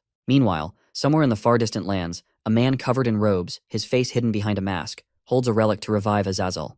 3 months later, Eric continues to train day and night. He sheds his blood and sweat. At the top of the mountain, he sits idle, covering his eyes to train for the Phantom Eye. A falcon flies around him that he manages to catch, only with the help of his Phantom Eye. Master Giality praises Elric's quick adoption of the Phantom Eye, but then Master Augustine attacks him out of nowhere. Still with his eyes closed, Elric manages to block the swing, proving to his master that he has mastered the way of the Agi too. Master Augustine tells him that he has learned everything they could teach him. From here on, he has to learn on his own by engaging in real combat. Elric sighs in relief that he never has to see both of his masters after everything they put him through. The masters think it's very mannerless of him to respond that way. Elric thanks his masters for all that he learned from them and flies away, hoping to never see them again. After Elric flies away, leaving the two, they feel nostalgic for the old days when they roamed the Empire with Seth. Augustine and Giality cherish the old days. How Seth would have thought they were grumpy old farts, and how nice they are in comparison to him. Elric fleeing to the north, leaving his masters, makes them think that he needs to learn some manners. Back at the Neresta Palace, Elric hands over the excavation rights to Tasha. She thanks Elric and tells him that a carriage is waiting outside to take him to the north. Getting the rights to the Dragon's Den excites Tasha because of her love for dragons, but Elric didn't expect her to be this happy. Either way, Elric is glad to have secured a friendly relation with the Nerestas. However, he wonders if Isabel has forgotten about the favor she owes him, but for now he decides to take that carriage. Meanwhile, the Blue Lion stands over the slain bodies of his enemies, the Blue Wolves, sent by Paul Whale. He feels disappointed in Paul Whale for thinking the Blue Lion was so weak that he'd send a few men to kill him. However, Isabel suggests that he must be getting eager now because he's running out of men and power, and he knows that if the Blue Lion allied with the Mervinger family, his position would be threatened. Isabel's uncles agree with her theory and suggest killing Paul once and for all. The Blue Lion tells them that he will deal with the family matter himself, but first he needs to meet the Duke of the Shining Star, and then think about what to do with Paul. Somewhere out there, the masked man inquires about the failure to make Paul the next Blue Lion. Hilton tells him someone interrupted but assures him that their bigger plan won't be affected. The masked man feels that killing the Blue Lion while he was suffering from aura blockage should have been easy if Elric hadn't interfered. However, he believes going against Elric is useless right now and tells Hilton to focus on making Paul the next Blue Lion and use his body and army to serve Azazel, his true master. Meanwhile, outside the Neresta Palace, Elric is annoyed that the carriage that Tasha arranged for him came with a horseman. Not only that, Sean, Heise, and both of his masters are there too. He finds the trip with all those people annoying and embarrassing, and it feels like a family trip to him. Mephi too shows his disdain for the crowded trip. Augustine and Heise introduce each other. Heise thanks Augustine for helping her brother, and calls Giality's animals cute, but Augustine tells her the cute animals are the assistants of the King of Beasts. Sean too sits with a frown, as if he's forced to go with Elric. Heise plays with the beasts, while Augustine and Giality sit in silence. As they head home, Elric feels slightly comfortable and homey. After Elric and the others leave for the north, Guy Neresta thinks it's amusing that a group of different people is traveling together. Meanwhile, Heise tells Elric to have some manners and uses Sean as an example, which Elric finds ridiculous. With the permission of the two masters, Heise decides to teach him some manners. She grabs Elric by the shoulders and takes her hammer out to go for a walk. Elric gets frightened of the hammer, but Heise drags him by his ear. Mephi, of all, enjoys seeing Elric get dragged out. As they travel through the village, they face a hindrance. A group of 3 bandits threatens them with their knives and tells them to give all their stuff. The bandits and Elric stare at each other for a moment, which agitates them even more. Elric gets out of the carriage to deal with the bandits, but Giality stops him. He wants to display his power to his students and calls his tiger. The bandits get scared for their lives when they see the tiger. As Giality is about to show his power, Elric drops a giant ice block in the middle to stop him. He tells Giality that a bloodbath isn't the way, because these mountain folks are robbing out of necessity. The bandits kneel before Elric and beg for his forgiveness, saying that their families are starving. Elric asks them if they would have been begging them if they were weak, which leaves the bandits speechless. The chief of the bandits agrees with Elric and begs him to spare his accomplices and punish him instead. The accomplices beg for their punishment instead. However, Elric decides to check whether the bandits are telling the truth about starvation. As they head inside the village, the chief tells them that their village had a drought for several years, which led to a shortage of food. Due to a lack of resources, it was either starving to death or robbery. On top of that, they can't relocate somewhere else because the nearest village is 5 days away on a horse ride. The loss of livestock due to famine made it even worse. The chief breaks down in despair and blames himself for the condition of his village. Master Augustine acknowledges that the villagers have done wrong by robbing, but suggests showing mercy because it is the Empire's failure to not send welfare. He believes that looking after the needy is a duty of nobility. The chief thanks Elric in joy and promises to never rob anyone again. However, Mephi continues to look around. He scans his surroundings and senses a faint demonic energy coming from the fields. They head to the vast barren lands. Master Augustine asks Elric if he's sure about the demonic energy because he can't sense anything. Mephi tells Elric that the demonic energy is buried somewhere underneath this vast land, and he should keep his promise of giving him the demonic energy. Elric agrees with Mephi and tells everyone to step aside so he can pierce through the ground. He summons a giant ice block and in an instant creates a giant hollow pit in the ground, surprising the bystanders. Elric jumps into the pit and finds a chest hidden underneath. He opens the chest, and tremendous amounts of demonic energy come out. To everyone's surprise, a relic remains hidden in the chest. There exist 4 demon lords serving the Dark Lord and ruling over the demons. Mephistopheles, the prince of original sin. Shaitan, the prince of demise. Lilith, the princess of fornication.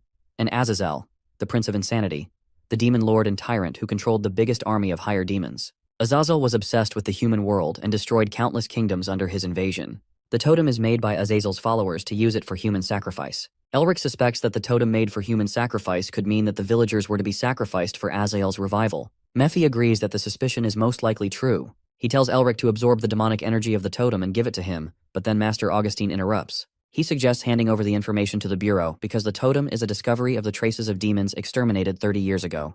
To Mephi's disappointment, Elric agrees with Master Augustine, and he can't leave the totem empty if it's going to be handed over to the Administration Bureau. He asks Mephi to teach him how to use his seal, and then he can do something, but Mephi refuses. As Master Augustine hands over the chest to Sean to have it sent to the Administration Bureau, Mephi gets desperate and offers to give Elric anything but telling him how to use his seal.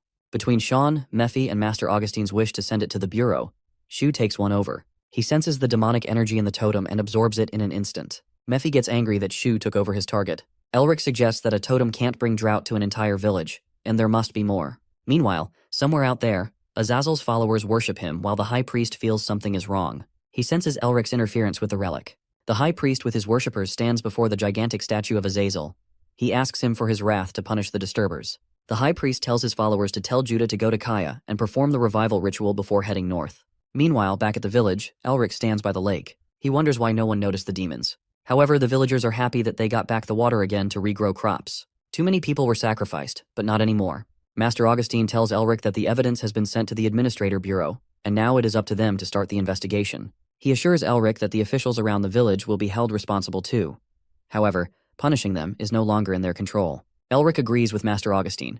With the Bureau's involvement, the demons won't move freely, and right now, he has to focus on finding the flower temple to Master Winter, and then he can wipe out the demons. The village chief thanks Elric with gratitude. Elric tells him to take care of the villagers and says goodbye to them. The villagers are surprised to know that the wizard who just helped him is none other than the Lacent hero, the Duke of the Shining Star, Elric Mervinger. They cherish in happiness that the Star of the Empire proved himself once again. As Elric and the others continue their travel, Carl calls him outside. This time it's the Oculus standing in their way. The Oculus is an intelligence agency serving mainly the Imperial family. They show no remorse to kidnap, coerce, or murder someone if that achieves their mission. Their power is equal to that of the Turium and the Domus Leonis. It doesn't surprise Elric that they are here since they failed to detect the demon activity until he had resolved everything and sent them the report with the totem. No matter their power or that they are backed by the Emperor, he is offended by the disrespect towards the Duke of the Shining Star. Elric's scoff offends them.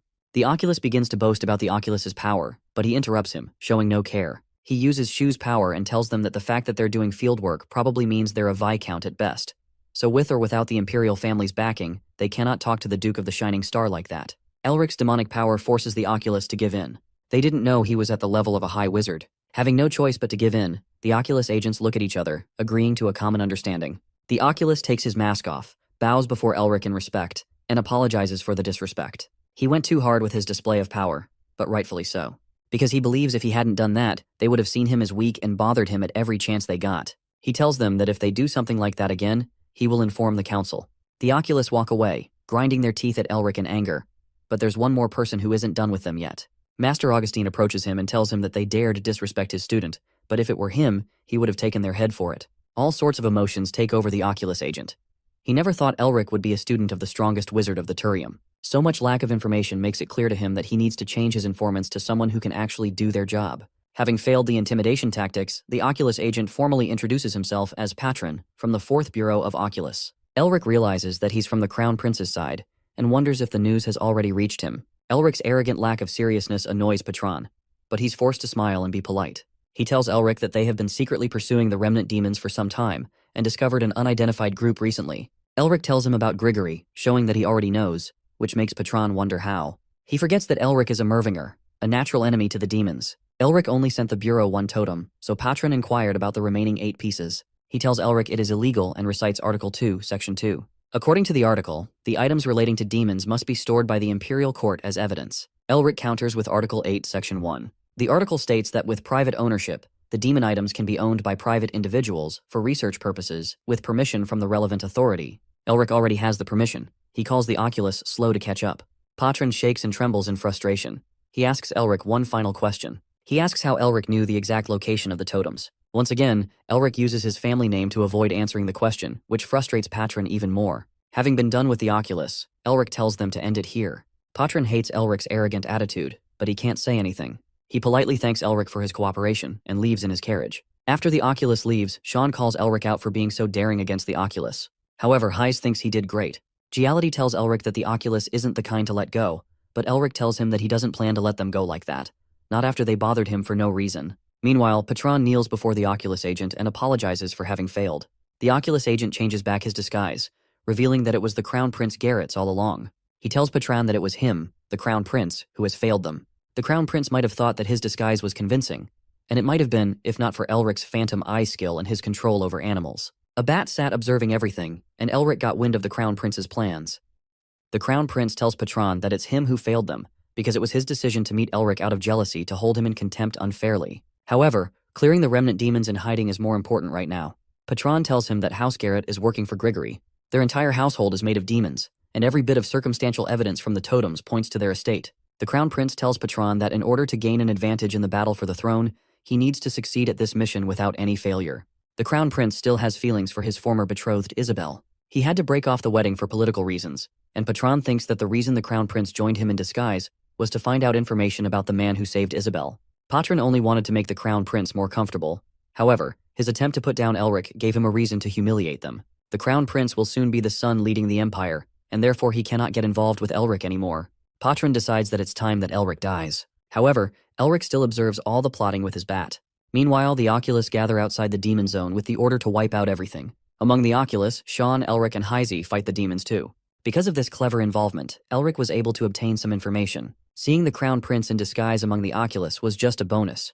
What really mattered to Elric was the information on the demons' hideout. While the Oculus and Garrett fight each other, Elric plans to rob the house and take away all the totems and run. The Masters will keep the route open for them. Elric frees Mephi to feed on demonic energy while he runs through the burning city to infiltrate the mansion. They face the wall made to hold back the infiltrators. However, it is not strong enough to hold back Elric. He uses his blizzard spell and conjures ice spears and arrows, tearing down the wall. He then attacks the people standing on the other side of the wall. The people suddenly change their form, revealing their true appearance. They change into huge demons with wings and glowing eyes. The Masters will save the innocent people in town, so Elric and Sean can freely fight against the demon army. Sean uses cutting wind to slash the demons in half, while Hyze smashes through the heads of every demon she comes across. She tells Elric to go for the demon hideout while they fight the demons. Meanwhile, the demons keep busy trying to move the relics through the hidden passage. They think it will be a while before Oculus finds them, and until then, they'll be gone. However, Elric is not the Oculus. The roof above the demon's head starts to crack, and he barges into the secret hideout. The huge totems will be a feast for his demonic seals. As the city gets rampaged, Viscount Garrett gets angry that the Oculus found the vault. He wonders how they found out about it since only the closest knew about it. He questions if a mole infiltrates his estate, but then his mansion's wall gets blown off. Patron, along with the Oculus, makes a heroic entry inside Garrett's mansion. He calls Kaya, who takes Garrett's body, a rat. Garrett tells him he's the rat for planting a mole in his house and taking over his vault. However, this is the first time he is hearing about the vault. Kaya thinks that he's playing dumb and threatens to torture him. He bravely draws out his sword to execute the demon, officially under the Imperial Court's name. They both charge at each other, causing a huge blast in the mansion that can be seen from a distance. Meanwhile, Hyze and Sean see the blast and wonder if Elric has done something stupid again. Right at that moment, he comes running out laughing. He gives Heiza the signal. She swings her hammer and sends it flying, destroying the mansion's pillars. The demons run for their lives while the mansion falls. Sean, Elric, and Heizi run to join the masters. Master Augustin can't believe he agreed to do something like this, but Giality reminds him that it was his idea to play hero and one-up the Oculus. After evacuating the residence, Elric and his friends decide to run while the Viscounty gets blown to bits. The next morning, the Oculus stands above the ruins of the Viscounty.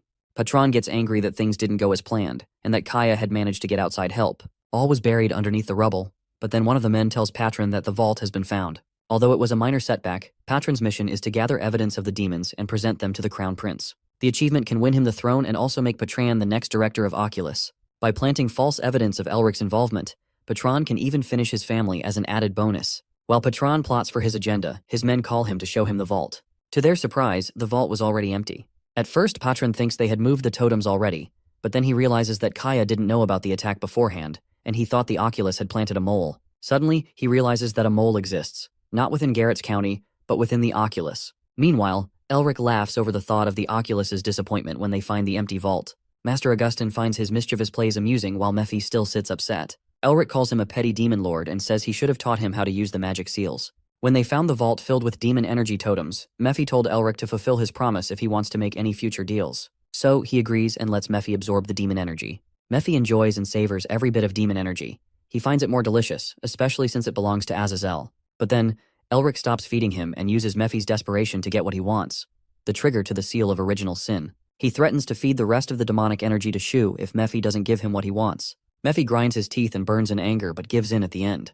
He told him that in order to use the seal, he must be worthy, and to be worthy, he must understand the seal. To understand the original sin, Elric has to first acquire the seal in its hierarchy. However, the problem is that Mephisto was too full of himself to remember the underlings. But the imprinted pattern is a wolf, so Elric decides to use that as a start. While he thinks about understanding the original sin, Elric senses a demonic energy lurking around. The demon Kaya lurks around their carriage, eyeing the thieves who stole his totems.